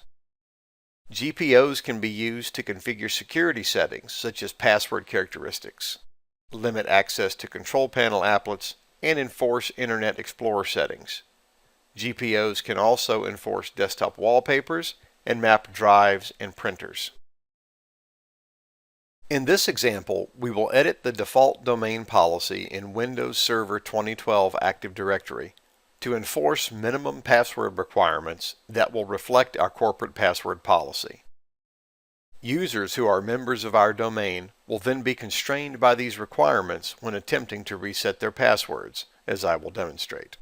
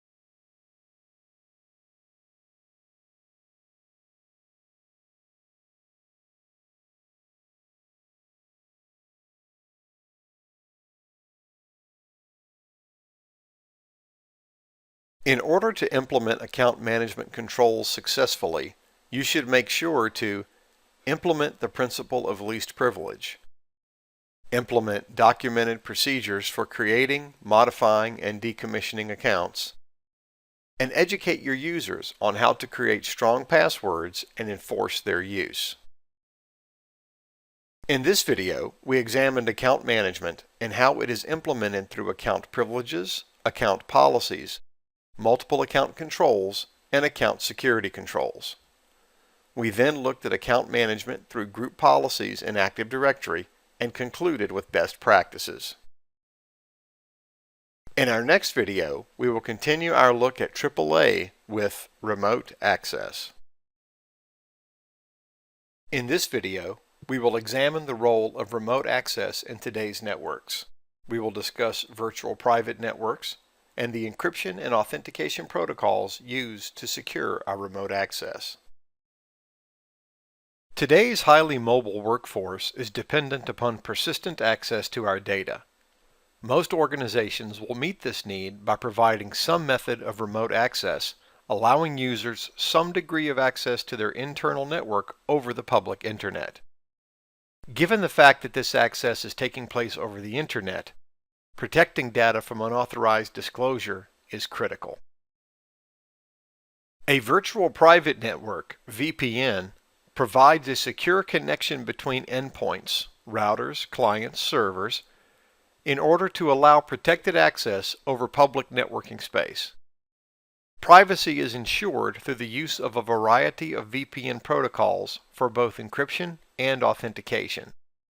It is through these protocols that tunneling is achieved, in which data is encrypted and then encapsulated inside another data packet for concealment. It is this tunneling that allows the private information to flow securely in public network space. The most common encryption protocols are Point-to-Point Protocol, PPP, is an internet standard for sending IP packets over serial point-to-point links. Its most common use is for dial-up, meaning that this protocol has been mostly deprecated. Point-to-Point Tunneling Protocol, PPTP, is a Microsoft protocol that improves on PPP by providing tunneling and data encryption for the PPP packets. It uses the same authentication mechanisms as PPP, and it too is mostly deprecated. PPTP is backwards compatible to Windows 95 and is still supported primarily because of its backwards compatibility. As with anything that is backwards compatible, there are significant security issues, and PPTP should be avoided if at all possible. Layer 2 Tunneling Protocol, L2TP, is a non-proprietary protocol that enables tunneling of PPP sessions over various network protocols such as IP, ATM, and frame relay. L2TP is specifically designed to provide tunneling and security in client-to-network and network-to-network scenarios. L2TP does not have its own encryption mechanism. It instead uses IPsec transport mode for authentication and non-repudiation. Secure Socket Tunneling Protocol, SSTP, uses HTTP over SSL and encapsulates the IP packet with a PPP header, then with an SSTP header. The IP packet, PPP header, and SSTP header are then encrypted in an SSL session. SSTP has the added benefit of using TCP port 443 since it is using SSL, and therefore you will not run into issues of a network firewall blocking the port that you are attempting to VPN over, which is not an uncommon event with some other VPN protocols. Common authentication protocols. Challenge Handshake Authentication Protocol, CHAP, is an encrypted authentication protocol that was developed to avoid sending passwords in plain text. CHAP uses MD5 hashing and a challenge and response to perform authentication without exposing the user's credentials. In the CHAP process, the client requests a connection to the remote access server. The remote access server responds with a challenge sequence known as a nonce. The client uses its password as an encryption key to encrypt the challenge sequence and sends the modified sequence back to the server. The remote server encrypts the original challenge sequence with the user's password as stored in its database and compares the received sequence with the sequence that it just generated. If the two sequences match, the passwords are therefore the same and the user is allowed to connect. If the passwords do not match, the password submitted does not match the password stored, so the user is not allowed to connect. Password Authentication Protocol, PAP, is an authentication protocol that sends usernames and passwords in plain text. It is used only for backwards compatibility and should be avoided at all costs. Never transmit passwords in plain text. Remote Authentication Dial-In User Service, RADIUS, is an open standard protocol that provides centralized remote access authentication, authorization, and auditing services. When a network contains multiple remote access servers, they can all be configured to point to one central RADIUS server. The remote access servers, then acting as RADIUS clients, forward authentication requests to the RADIUS server for verification against the authoritative database of users. Network Policy Server, NPS, is Microsoft's solution for RADIUS, and just like RADIUS, is designed to work in both VPN and wireless environments. In earlier versions of Windows, NPS was known as Internet Authentication Services, IAS. Terminal Access Controller Access Control Systems, TACACS, and TACACS Plus protocols provide centralized authentication and authorization services for remote users. TACACS Plus also supports multi-factor authentication. TACACS Plus is considered more scalable and secure than RADIUS. Kerberos is an authentication service that is based on a time-sensitive ticketing system. It can be used to manage access control for multiple servers using a centralized authentication server. In the Kerberos process, first, the user logs on to the domain. Next, the user requests a ticket granting ticket, or TGT, from the Kerberos server. Then, the Kerberos server responds with a time-stamped TGT. Next, the user presents the TGT back to the authenticating server and requests a session ticket to access a specific resource. The server then responds with the session ticket. The user presents the session ticket to the resource. Then finally, the resource authenticates the user via the ticket and allows access. In this video, we examined the role of remote access in today's networks. We discussed virtual private networks and examined the encryption and authentication protocols used to secure our remote access. In our next video, we will look at public key infrastructure with certificate authorities.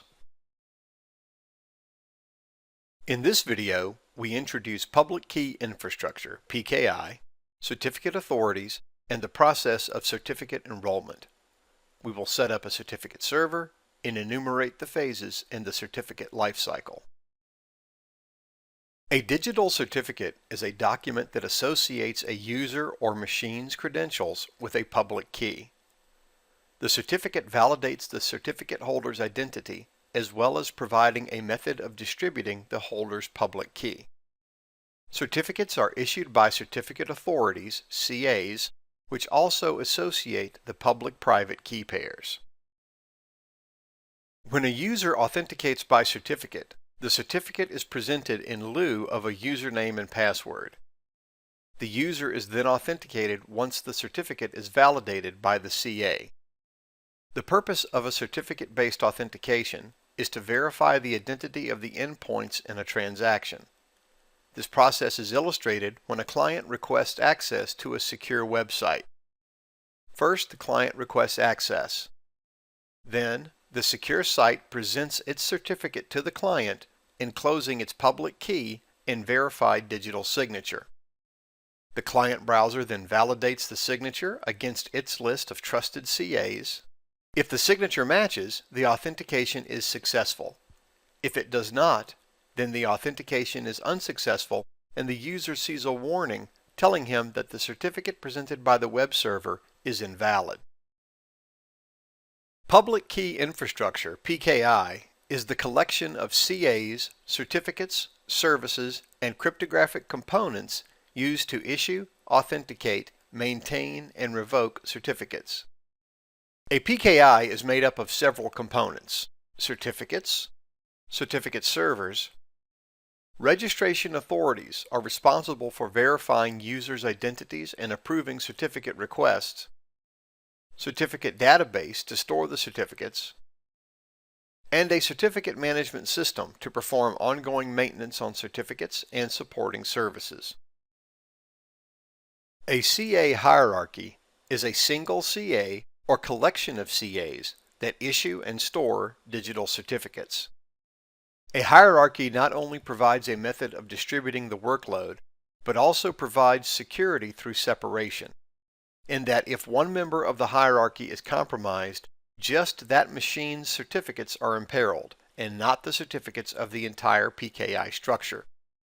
There is a parent-child relationship between machines in a hierarchy that allows for shared workload, but also provides the aforementioned separation. The first CA in a PKI implementation is the root CA. The root CA issues and self-signs the first certificate in the hierarchy. The private key from which all of the certificate's public keys will be derived exists only on the root CA. It is therefore the only exception to the separation that was mentioned earlier. If the root CA is compromised, every certificate issued by any server in your PKI is compromised. So protecting the root CA is of critical importance. The most effective way to secure a root CA is to maintain it as an offline CA. It should have no connectivity to the network. Certificate requests are submitted to the subordinate CAs, then exported to removable media, then imported into the root CA where the certificates are generated. The certificates are then exported to removable media, imported into the subordinate CA, which then issues the certificate to the user. In Windows Server, Microsoft has two different variations of CAs. An Enterprise CA is a CA that is integrated with Active Directory. A standalone CA is not integrated with Active Directory. This can be slightly confusing in that no matter which type of CA you install, the role that is installed is Active Directory Certificate Services. A private root CA is created for internal use. The CA is set up in-house and typically used to validate users to your environment. A public root CA is created and maintained by a third party and typically exists so that you can validate yourself to external users. Subordinate CAs are CAs that sit below the root in the hierarchy. Also called issuing CAs, these servers issue, maintain, manage, and revoke the certificates that originate on the root CA. In this demo, we will install Active Directory Certificate Services on Windows Server 2012, and then take a look at the basic setup options. This would normally be a 15 to 20 minute process. However, for the sake of time, we will edit this down just to decision points and interesting screens.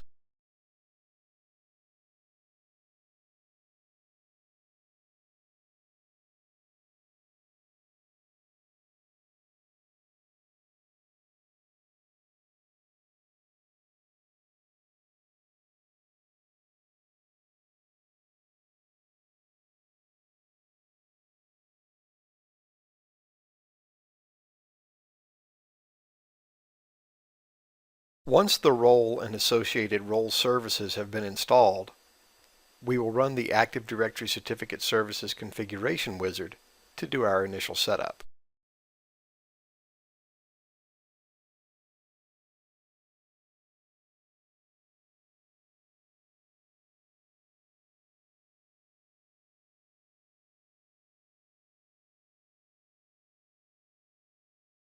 We will configure this as a standalone root CA.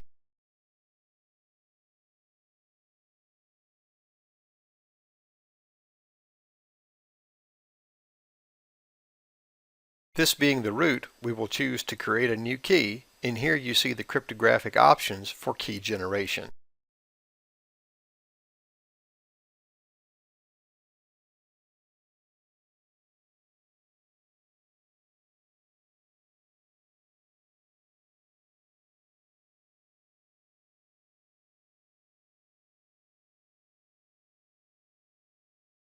Naming the CA is important. Once certificate services are installed, the machine cannot be renamed without removing the service first.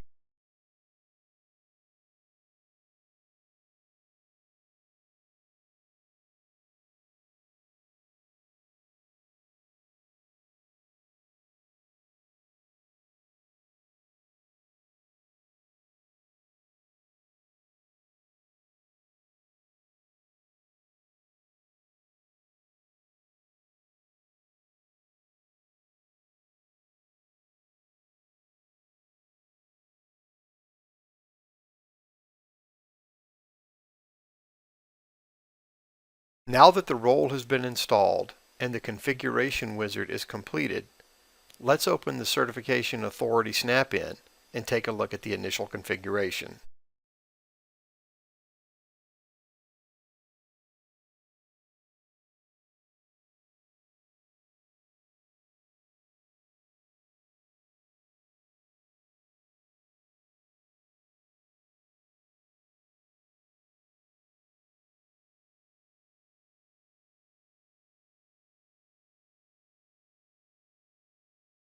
Building the root CA and subsequent CA hierarchy is important, but it is just the first step. Next comes the certificate enrollment process. First, there is the certificate request. The registration authority then authenticates the requesting entity.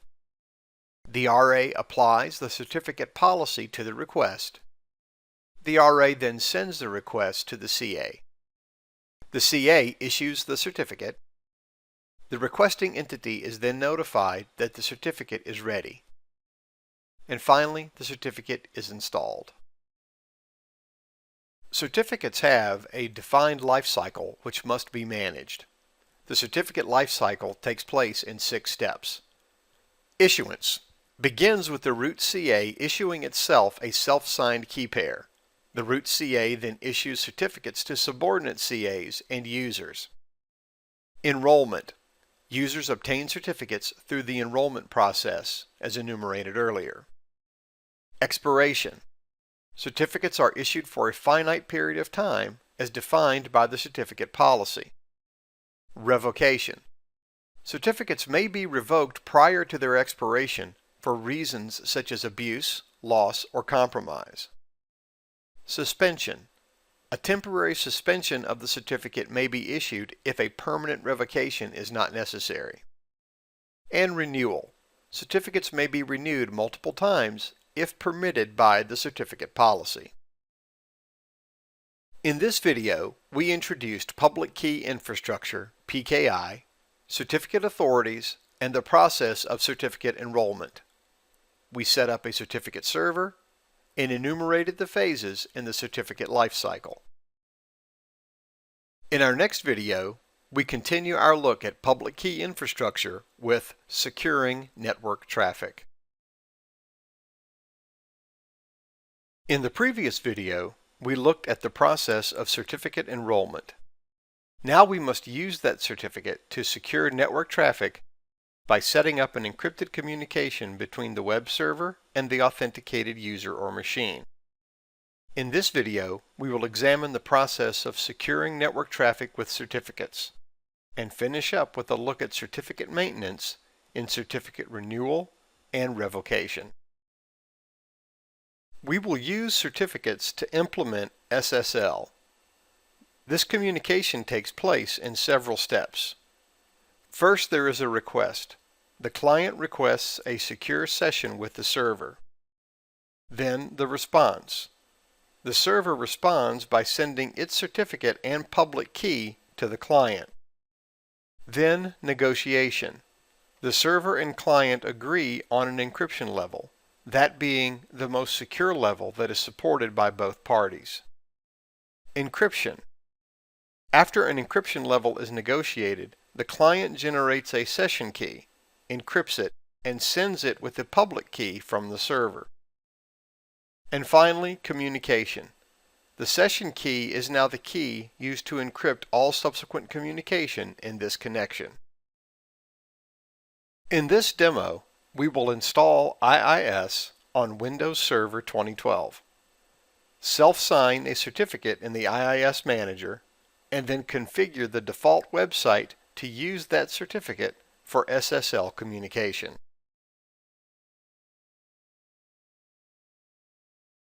I will now install the web server role.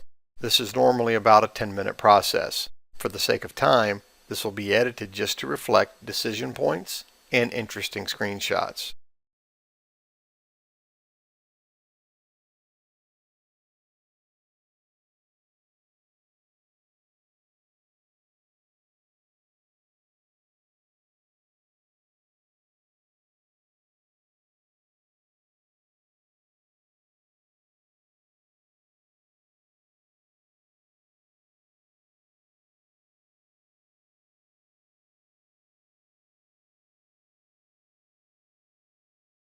Now that the role is installed without errors, we can open up the IIS Manager and confirm the configuration.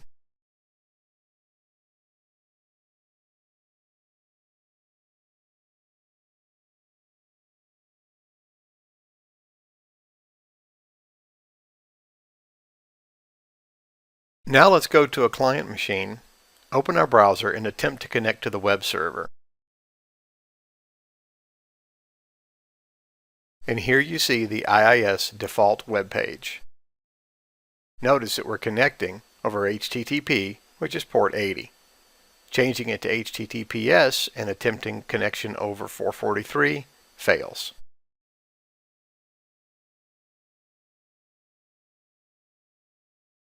So now let's go back to our server, open up the IIS Manager, and configure the website for SSL. Here we will create a self-signed certificate, perfectly acceptable for development and test, but probably not something we'd want to roll out into production.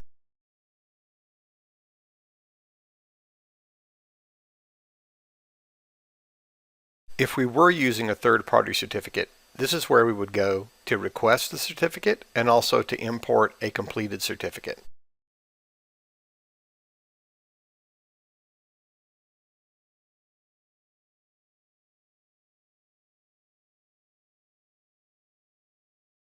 Now that we have created a self-signed certificate, we will add a binding for that certificate to allow access to our web page over SSL.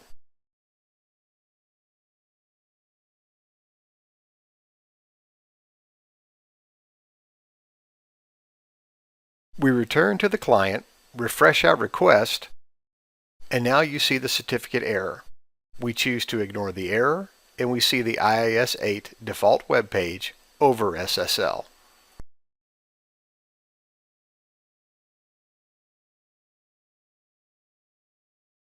Certificates have a finite lifespan, much like a driver's license. Just as a driver's license must be renewed if one is to continue to drive, when a certificate approaches its expiration, if it is to continue to be used, it must be renewed. Just as a driver's license must be periodically renewed, they must also be sometimes revoked if they are lost, abused, or in some other way nullified.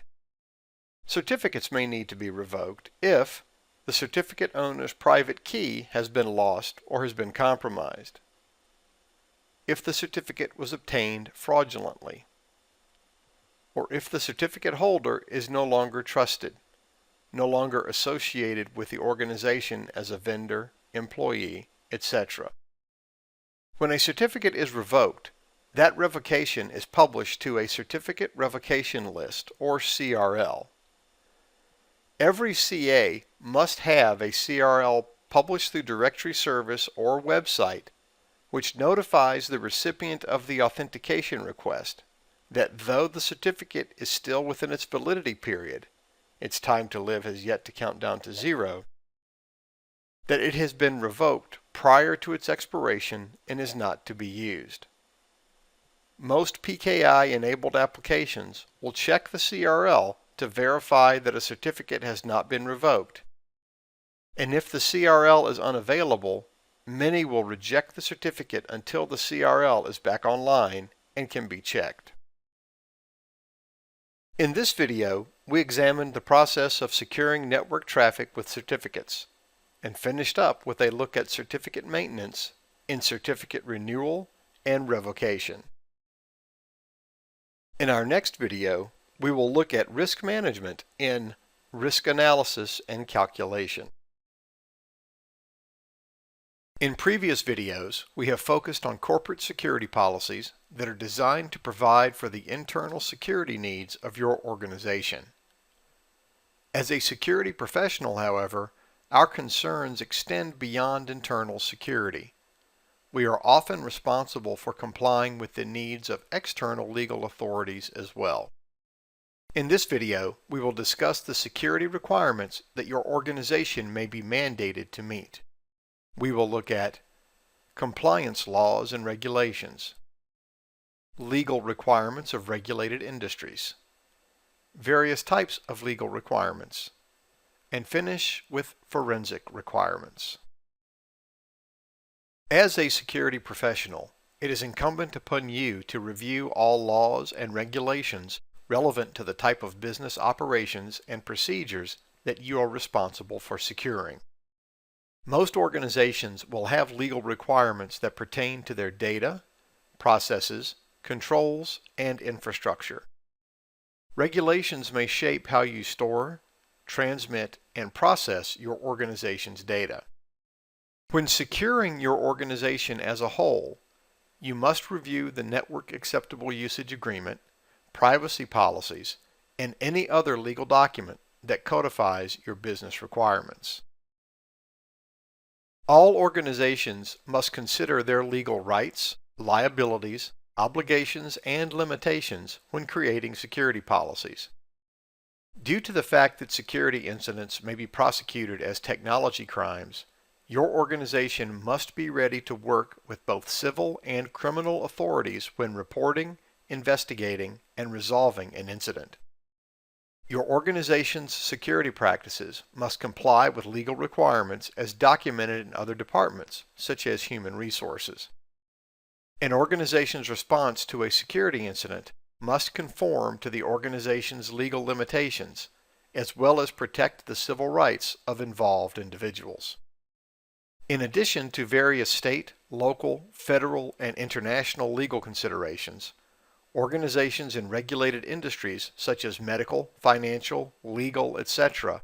will have to comply with additional standards as imposed by both governmental and professional oversight bodies. Legal issues and considerations will affect various parties within an organization. When the party involved is an employee, you must consider questions such as, who is liable for the misuse of network resources? What are the limits of the organization's liability for the actions of an employee? And what rights to privacy, if any, does the employee enjoy in regards to their communication and online activities? When the concerned party is a customer, you must consider, what are your organization's responsibilities for the customer's data? What steps must you take to provide for protection of your customer's data? And what data is considered privileged and what is considered public? When the concerned party is a business partner, you must ask, who is liable if the data resides in one jurisdiction and the processing takes place in another? Who is responsible for the protection of data during transmission? And at which point in the transfer of data does the transfer of responsibility take place? Security professionals must observe generally accepted forensic practices when investigating security incidents. It is not unheard of for an internal organizational matter to escalate into a criminal investigation. And if your investigative techniques have contaminated the evidence, then further investigation and prosecution may be hindered. Commonly recognized forensic requirements are evidence collection. Following correct procedures for the collection of evidence from removable media, hard disks, optical media, and others ensures the integrity of the evidence and prevents tampering after collection. Any improperly collected evidence may be deemed inadmissible and thus imperil your findings, or worse yet, prosecution. Evidence preservation. Investigations can be long, drawn-out affairs. You must provide proper facilities and supervision of all collected evidence for as long as necessary to complete the investigation. Chain of custody. Responsible gathering and preservation of evidence mandates an exhaustive inventory and a record of who handled each specific item and when. The chain of custody documentation must be secured at all times. If the chain of custody is broken, if there is any time in which the evidence is unaccounted for, this will severely impede your investigation and may even end it. Jurisdiction. It is essential to know within whose jurisdiction the alleged activity took place in order to determine who is responsible for investigation and ultimately prosecution when applicable. Laws will vary wildly from state to state and country to country, so it is imperative that jurisdiction is determined early so that the appropriate rules and practices may be followed. In this video, we discussed the security requirements that your organization may be responsible for. We took a look at compliance laws and regulations, legal requirements of regulated industries, various types of legal requirements, and finally, forensic requirements. In this video, we will examine risk analysis and management. We will discuss the 3 types of security assessments, enumerate the types of risks we may face, discuss the components and phases of risk analysis. We will then close with a look at risk calculation, response strategies, and control types. Anticipating and analyzing risk is essential in helping us avoid major issues that can impact both data integrity and availability. What constitutes a risk? What impact could it have on our operations? These are just a couple of the questions that we must be able to answer in order to have an effective risk management strategy. In the information technology sector, risks come in a multitude of forms. If a risk is not managed correctly, it can result in data disclosure, modification, destruction, or interruption of availability. Risk management is a cyclical process that is made up of 4 phases: identification, mitigation, response, and recovery. Assessing an organization's security posture will determine if current measures are non-existent, sufficient, or excessive. There are 3 types of security assessments. First, risk assessment, an evaluation of all or a portion of an organization to assess security risks. Risk assessments are typically performed in order to determine what weaknesses exist and provide metrics for prioritization. Second, threat assessment, an evaluation of known threats to an organization and potential damage to the business processes and systems. Threat assessment is usually performed as a part of the risk analysis process. And vulnerability assessment, an evaluation that identifies weaknesses within the organization. Vulnerability assessments can be performed on physical facilities as well as network infrastructure, hardware, and software. The collection of risks that you are susceptible to will be unique to your industry, company, technology, and geography. Risks can be roughly categorized as follows. Natural. Examples of natural risks are earthquakes, wildfires, flooding, excessive snowfall, tsunamis, hurricanes, tornadoes, and landslides. Man-made risks, such as arson, terror attacks, political unrest, break-ins, theft, file destruction, and information disclosure. And system-based, unsecured mobile devices, unsecured networking devices, email vulnerabilities, and malware. Risk is the likelihood that a threat can exploit a vulnerability and cause some type of damage. So when an analysis is performed to determine if a risk exists, you must not just identify the potential threats, but determine if there are exploitable vulnerabilities in your systems. Once a risk is identified, then you can determine the exposure based on how much damage could be done and how likely it is to occur. When determining how to protect your infrastructure, networks, and data, risk analysis is the process used for assessing potential damages that might affect your organization. The risk analysis process phases are: asset identification, identifying the assets that require protection and determining the value of those assets; vulnerability identification, identify vulnerabilities in your facilities, systems, and processes to determine if there are areas of non-existent or insufficient asset protection; threat assessment, once the vulnerabilities are enumerated, then the threats that may take advantage of those vulnerabilities may be determined; probability quantification, determining the probability that threats will exploit vulnerabilities; impact analysis, once the probabilities are determined, the impact of those threats should be evaluated.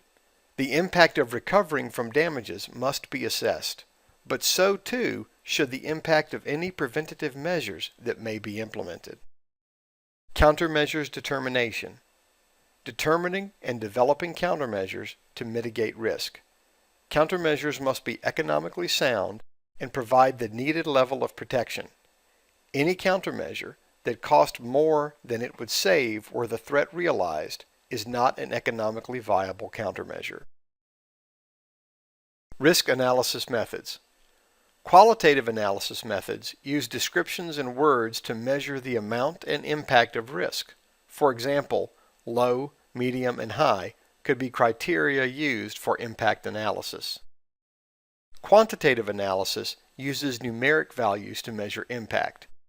Data is analyzed from best practices, records, and testing to place a numeric value on the risk. A dollar figure would be an example of quantitative measure. Semi-quantitative analysis is a hybrid that uses a description and numeric values to describe risk. Risk calculation focuses on financial and operational loss. Risk calculation can be viewed as a formula that takes into account the worth of each asset, the potential impact of each risk, and the likelihood of each threat. Then the cost of the threat realized is compared to the cost of mitigation. A key process in this calculation is annualized loss expectancy, ALE. This is the cost of the risk annualized. If a particular risk, say a flood, would cost you $500,000 in downtime and recovery cost, and that flood only happens once every 50 years, an annualized rate of occurrence, then any solution that costs more than $10,000 a year must be heavily scrutinized, since your ALE is $10,000. Once a risk is identified, a response strategy must be agreed upon. There are 5 common response strategies. Avoidance. The risk is eliminated by eliminating the cause. Transference. The responsibility for the risk is allocated to a third party, such as an insurance agency. Acceptance. The decision that you are willing to accept the risk and deal with the consequences if that risk were to be realized. Mitigation. Techniques implemented to protect against possible attacks. And deterrence. Applying changes to the environment that make the attack less enticing for the attacker. Risk can be controlled and monitored by implementing the appropriate security controls. There are 3 types of controls. Technical controls, hardware and/or software implemented to monitor and prevent threats to computing systems and services. A network firewall would be an example of a technical control. Management controls, procedures implemented to monitor compliance to organizational security policies. These controls are designed to police the operational efficiencies of a particular area and monitor compliance. Scheduled and unscheduled audits of systems and processes would be management controls. And operational controls, security measures implemented to safeguard day-to-day operations, functions, and activities.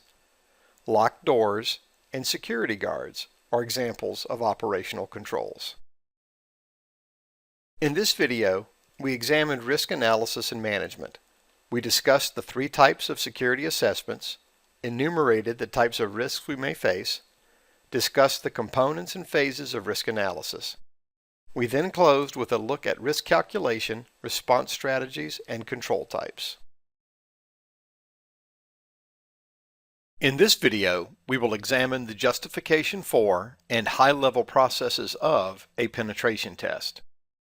We will define a penetration test, discuss penetration testing standards, discuss box testing methods, enumerate the steps of a penetration test, and discuss some of the tool types and site-specific examples of tools used in a pen test. A penetration test, or pen test, is a simulated attack representing both internal and external threats performed on a live network. This system analysis is performed in order to expose vulnerabilities in implementation, configuration, policies, and processes, and in the end will result in a pen test report that will enumerate the vulnerabilities, document the methods of attack used, and in most cases suggest actions to mitigate the risks exposed by the test. It is important that any penetration test performed, especially by a third party, is conducted in accordance with accepted standards. The practice of penetration testing, aka ethical hacking, is a relatively recent development in the field of information technology, and as such, industry-wide standards have been evolving over the past few years. But there are some well-recognized standards to define the activities, breadth, and deliverables of a penetration test. The National Institute of Standards and Technology publishes the 800 series at nist.gov. The 800 series is a collection of documents dedicated to information technology security. SP 800-115, the Technical Guide to Information Security Testing and Assessment, provides a framework from which to structure a penetration test. It defines areas to be tested, types of tests to be performed, and what information should be gleaned from this testing. The Open Source Security Testing Methodology Manual, OSSTMM, is published by the Institute for Security and Open Methodologies, ISACOM. Just like the NIST publication, it provides a framework and standards for a pen test. ISACOM is a nonprofit security research organization based in Barcelona, Spain. The most important thing about testing standards is not which one you use. The most important thing about testing standards is that you use one. When conducting a penetration test, there are three basic classifications of tests.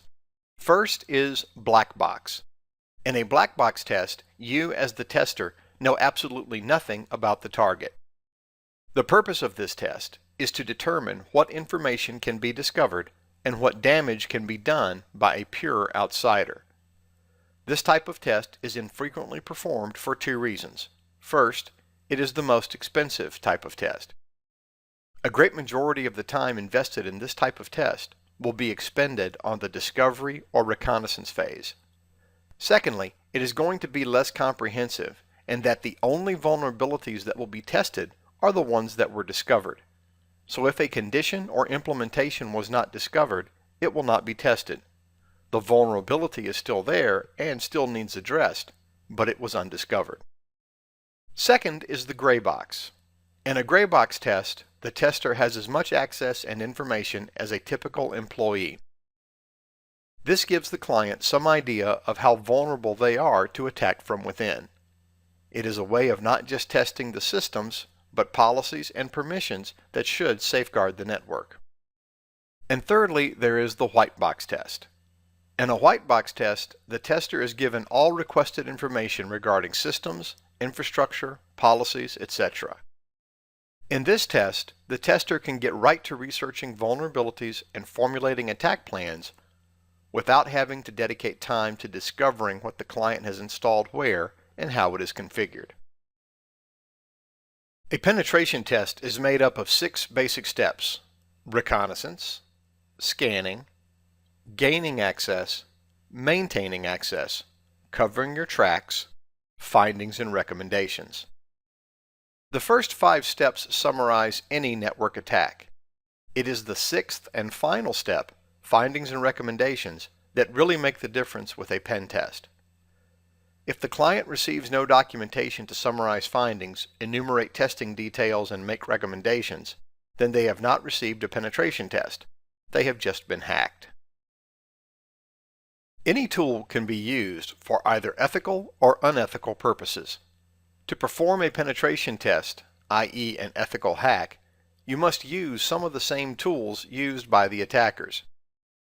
Most of these tools are freely available online for download, and some, specifically targeted to testing rather than attacking, must be purchased from vendors who also provide ongoing support and updates. A port scanner simply attempts to connect to a machine at a particular port in order to report back the state of that port: closed, listening, filtered, and in some cases additional diagnostic information such as which operating system is installed on that machine, or what version number of a particular service or application is listening on that port.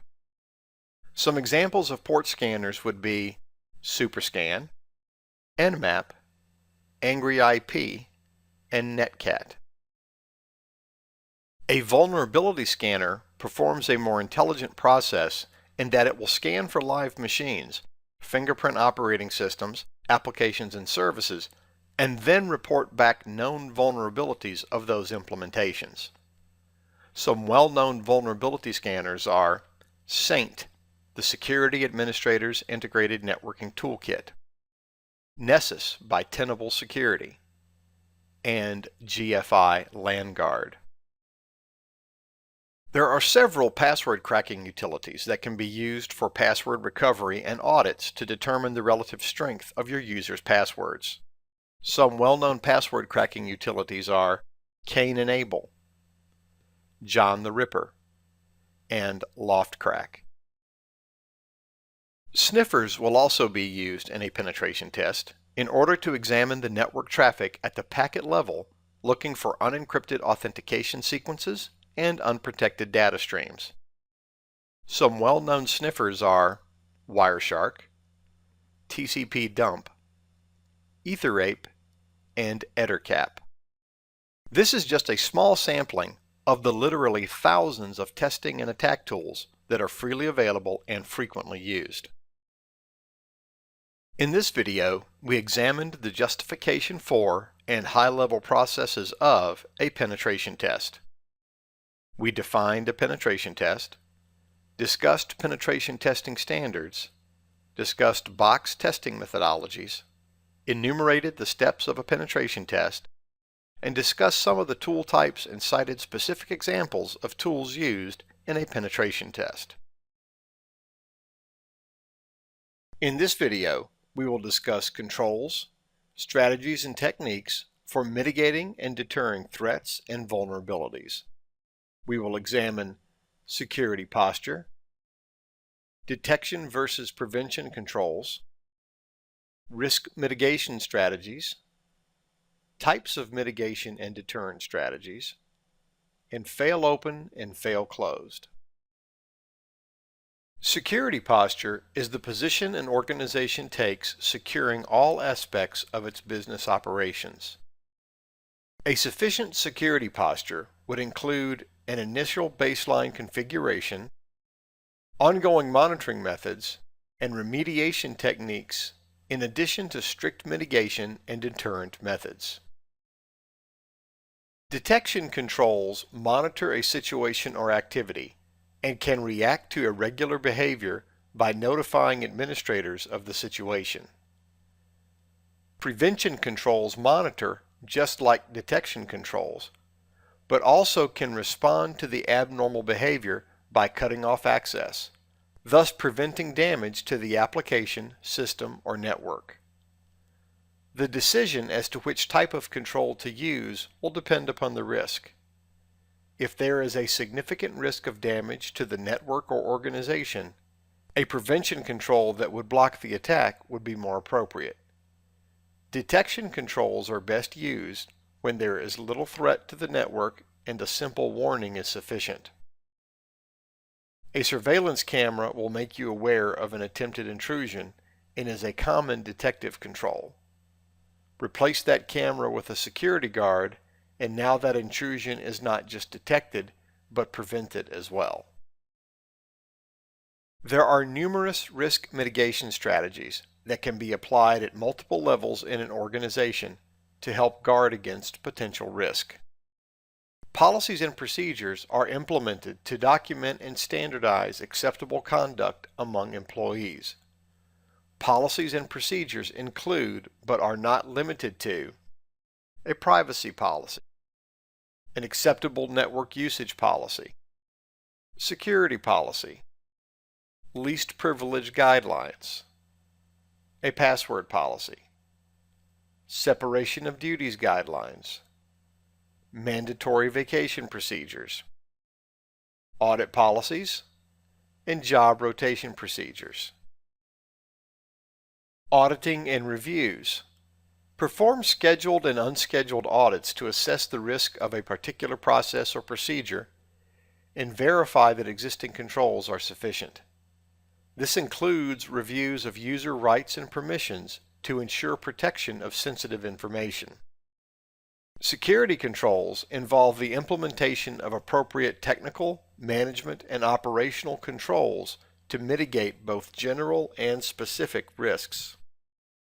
A comprehensive change management policy will mitigate internal risk caused by unsuitable alterations to systems and networks. And effective incident management procedures should be in place to deal with security incidents as they arise.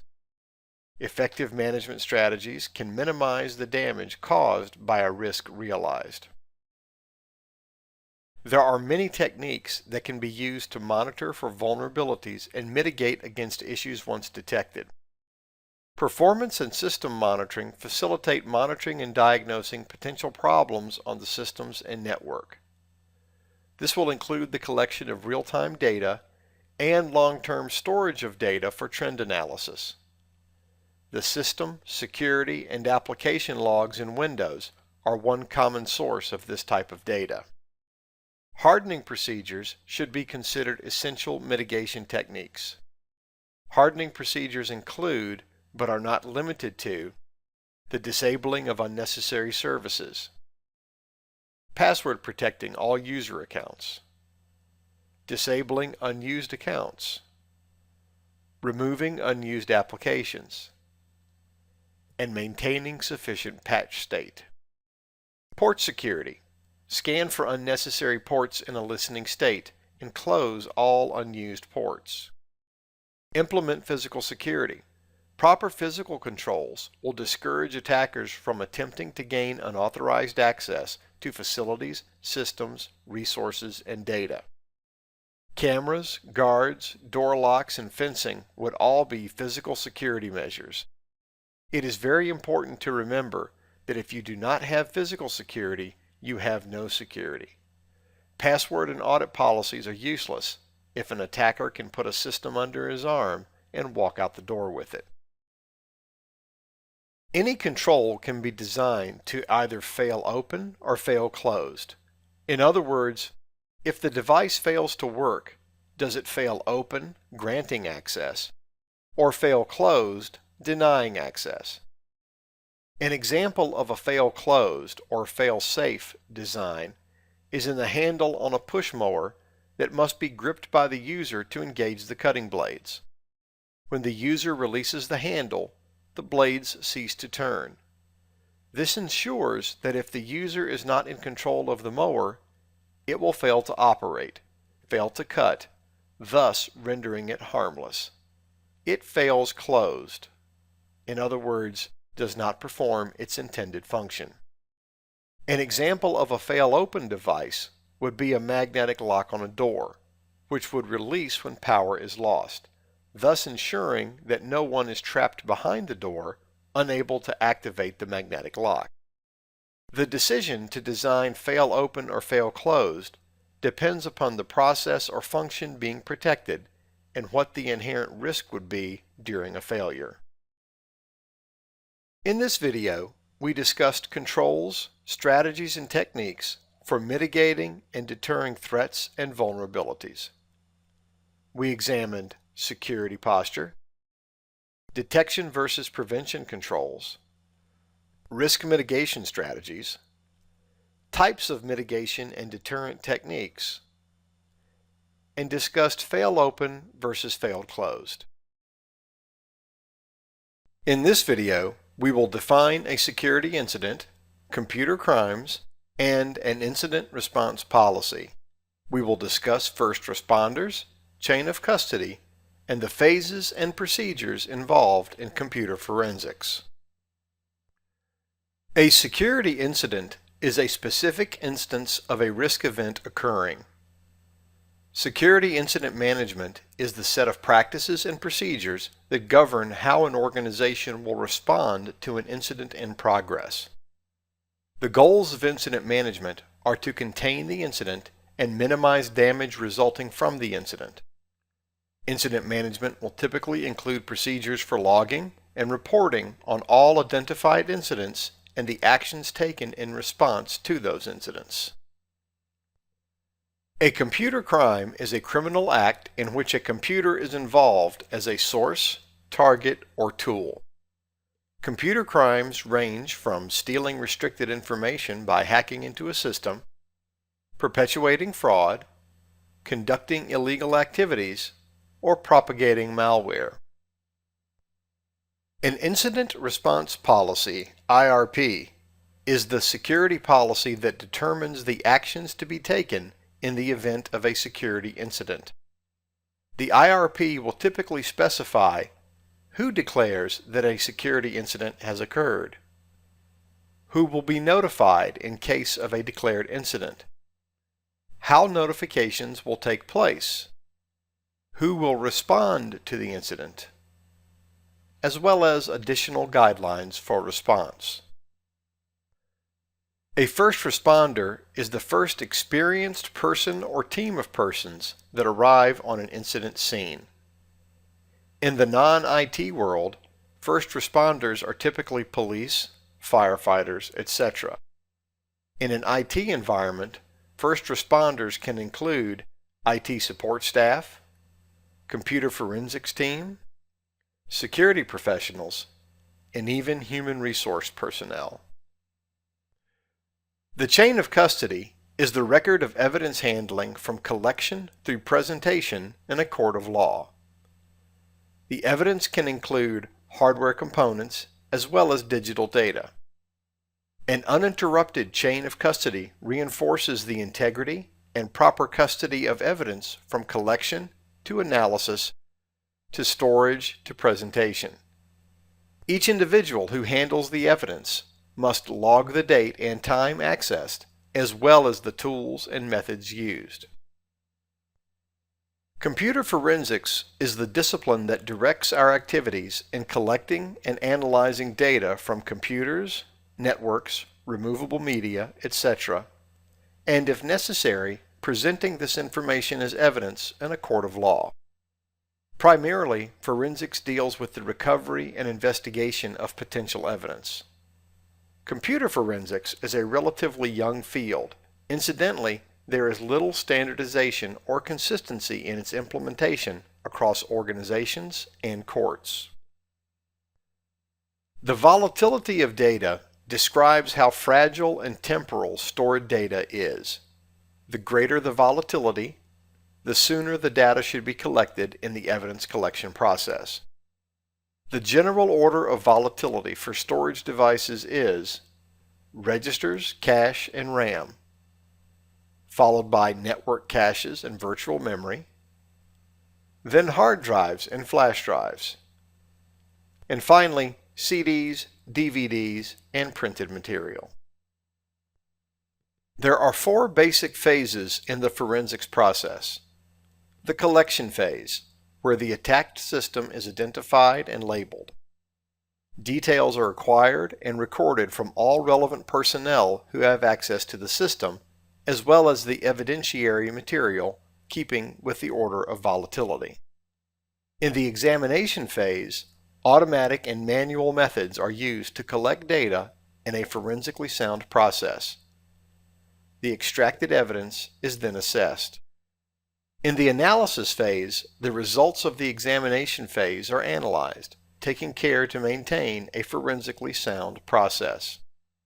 In the reporting phase, the results of the analysis phase are detailed, while the tools and methods used in generating these findings are fully disclosed to ensure that the findings are repeatable by other forensic technicians. Basic forensic procedures. Capture system image.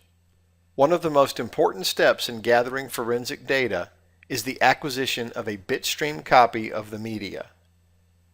This ensures that the copy from which the forensic analysis will be taken is an exact duplicate of the suspect hard drive. Examine network and traffic logs. Attackers leave behind trace evidence of their activities. Log files from intrusion prevention systems, firewalls, computers, applications, VPNs, etc. must all be gathered for subsequent analysis. Generate hashes. Before any forensic tools are applied to your data images, the images must be hashed, as well as the originals. Then the hash values of the two sources must be documented. If there is any discrepancy in the initial hash values, then the data acquisition was flawed and must be repeated. Take screenshots. You should capture screenshots of every step of a forensic process. This will ensure that there is proof of your methods should your findings be brought into question during the subsequent investigation or prosecution. And prepare a report. A detailed report documenting your methods and conclusions should be submitted at the end of the forensic analysis. It is important to detail your methods so that your tests can be repeated and your results duplicated. In this video, we defined security incidents, computer crimes, and an incident response policy. We then discussed first responders, chain of custody, and the phases and procedures involved in computer forensics. As a security professional, part of your job is to formulate business continuity plans and disaster recovery plans. It is incumbent upon you to formulate the best possible solution to keep your organization viable in the face of unexpected disasters. In this video, we will discuss business continuity plans and business impact analysis. We will define maximum tolerable downtime, recovery point objective, and recovery time objective. A business continuity plan, BCP, is a policy that defines how your organization will maintain normal, day-to-day operations in the event of an unplanned business disruption or disaster. The purpose of the BCP is to ensure the survival of your organization by preserving essential data, establishing decision-making authority, communicating with both internal and external stakeholders, preserving and recovering assets, and maintaining financial functions and viability. The business continuity plan should address data, storage, communication infrastructure, physical facilities, and methods of communication. The BCP should be reviewed regularly and tested on at least an annual basis. The business continuity plan must be signed off on by management and considered authoritative. A business impact analysis, BIA, is one step in the development of your business continuity plan. In the BIA, organizational risks are enumerated and their potential impact on both long-term and short-term business processes are evaluated. It is imperative that all sectors of your organization have input during the business impact analysis to ensure complete coverage of all processes and potential risks. Maximum tolerable downtime, MDT, is the longest period of time that an outage may persist without causing irrevocable business failure. Individual business processes should have their own maximum tolerable downtime evaluated in addition to an organization-wide MDT determination. The Recovery Point Objective, RPO, is the point in time relative to a disaster where the data recovery process begins. In information systems, it is typically the point in time when the last successful backup was performed prior to the disaster. Recovery time objective, RTO, is the length of time within which normal business operations and activities should be completely restored subsequent to the disaster. It includes the time necessary to return to the recovery point objective and restore the systems to their normal state. The recovery time objective must be reached within the maximum tolerable downtime. Mean time to recovery, MTTR, is the average time taken for an organization to recover from the disaster and is an offset of the recovery time objective. If MTTR exceeds the recovery time objective, then that is the trigger that should switch your organization over to its disaster recovery site. In this video, we discussed business continuity plans and business impact analysis. We defined maximum tolerable downtime, recovery point objective, and recovery time objective. In this video, we will discuss continuity of operations, alternate sites, IT contingency plans, succession planning, and business continuity testing methods. A continuity of operations plan is the component of the business continuity plan that provides best practices to mitigate risks and processes to recover from the impact of an incident.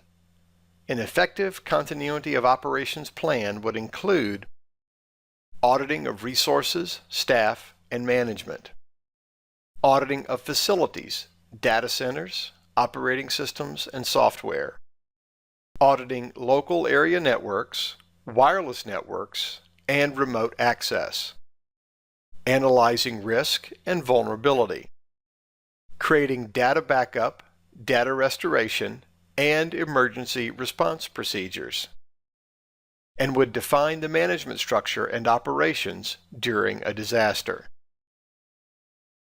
As a part of your business continuity plan, your organization can maintain 4 basic types of alternate sites. A mirror site is a fully functional alternate location with real-time data synchronization. Cutover is instantaneous. Recovery time objective will be from 0 to 30 seconds, and recovery point objective will be 0, meaning that there is not potential for data loss. A hot site is a fully configured alternate location that can be brought online quickly after a disaster is declared. A hot site will have hardware and software resident, and there will be regular synchronization of production data to the site so that cutover time is minimized. Recovery time objective in a hot site will take from 30 seconds to 30 minutes, and recovery point objective will be 0, meaning there should be no potential for data loss.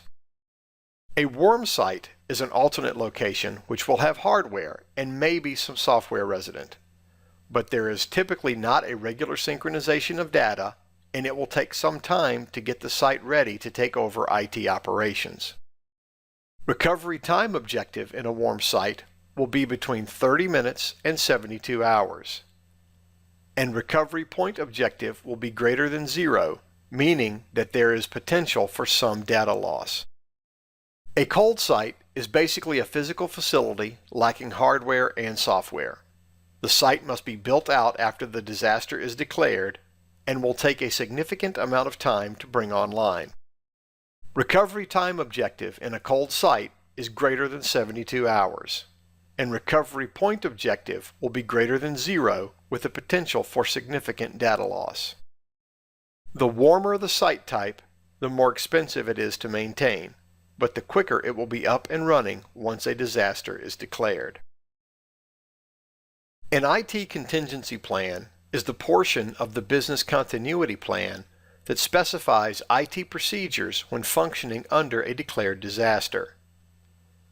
Interim measures can include operating from an alternate site, using alternate equipment, or relocating systems. The effectiveness of the IT contingency plan depends on key personnel understanding the components of the plan and when and how it should be initiated. The IT contingency plan should be reviewed periodically, and there should be input from all aspects of your organization. Your personnel should be trained on the processes and procedures as outlined in the contingency plan, and there should be at least an annual disaster recovery drill to ensure that everyone is comfortable with the plan and that the cutover to the alternate site is well within the parameters established by your maximum tolerable downtime. A succession plan ensures that all vital business personnel have at least one designated backup who is prepared to perform their functions when needed. A succession plan identifies who may be replaced by whom and how they are to be trained. There are several methods that you may use to test your business continuity plan. They include paper testing by reviewing the contents of the plan, subjecting plan assumptions and contingencies to management for review and input, and the formulation of checklists to ensure that details are not overlooked. You may also test your plan through parallel testing, in which the disaster recovery site is brought up and run in parallel with the production network to verify uniformity of outcome. Simulations can be used to test the completeness of the business continuity plan and ensure that all actions specified by the BCP are correct and executed properly. Simulations are invaluable when detecting design flaws, implementation errors, and erroneous assumptions. The most comprehensive test is the cutover. In this test, the production network will be brought offline and the migration process to bring the alternate site online will be executed. This is the best way to simulate disaster operations, but will be the most resource-intensive and complicated method of testing.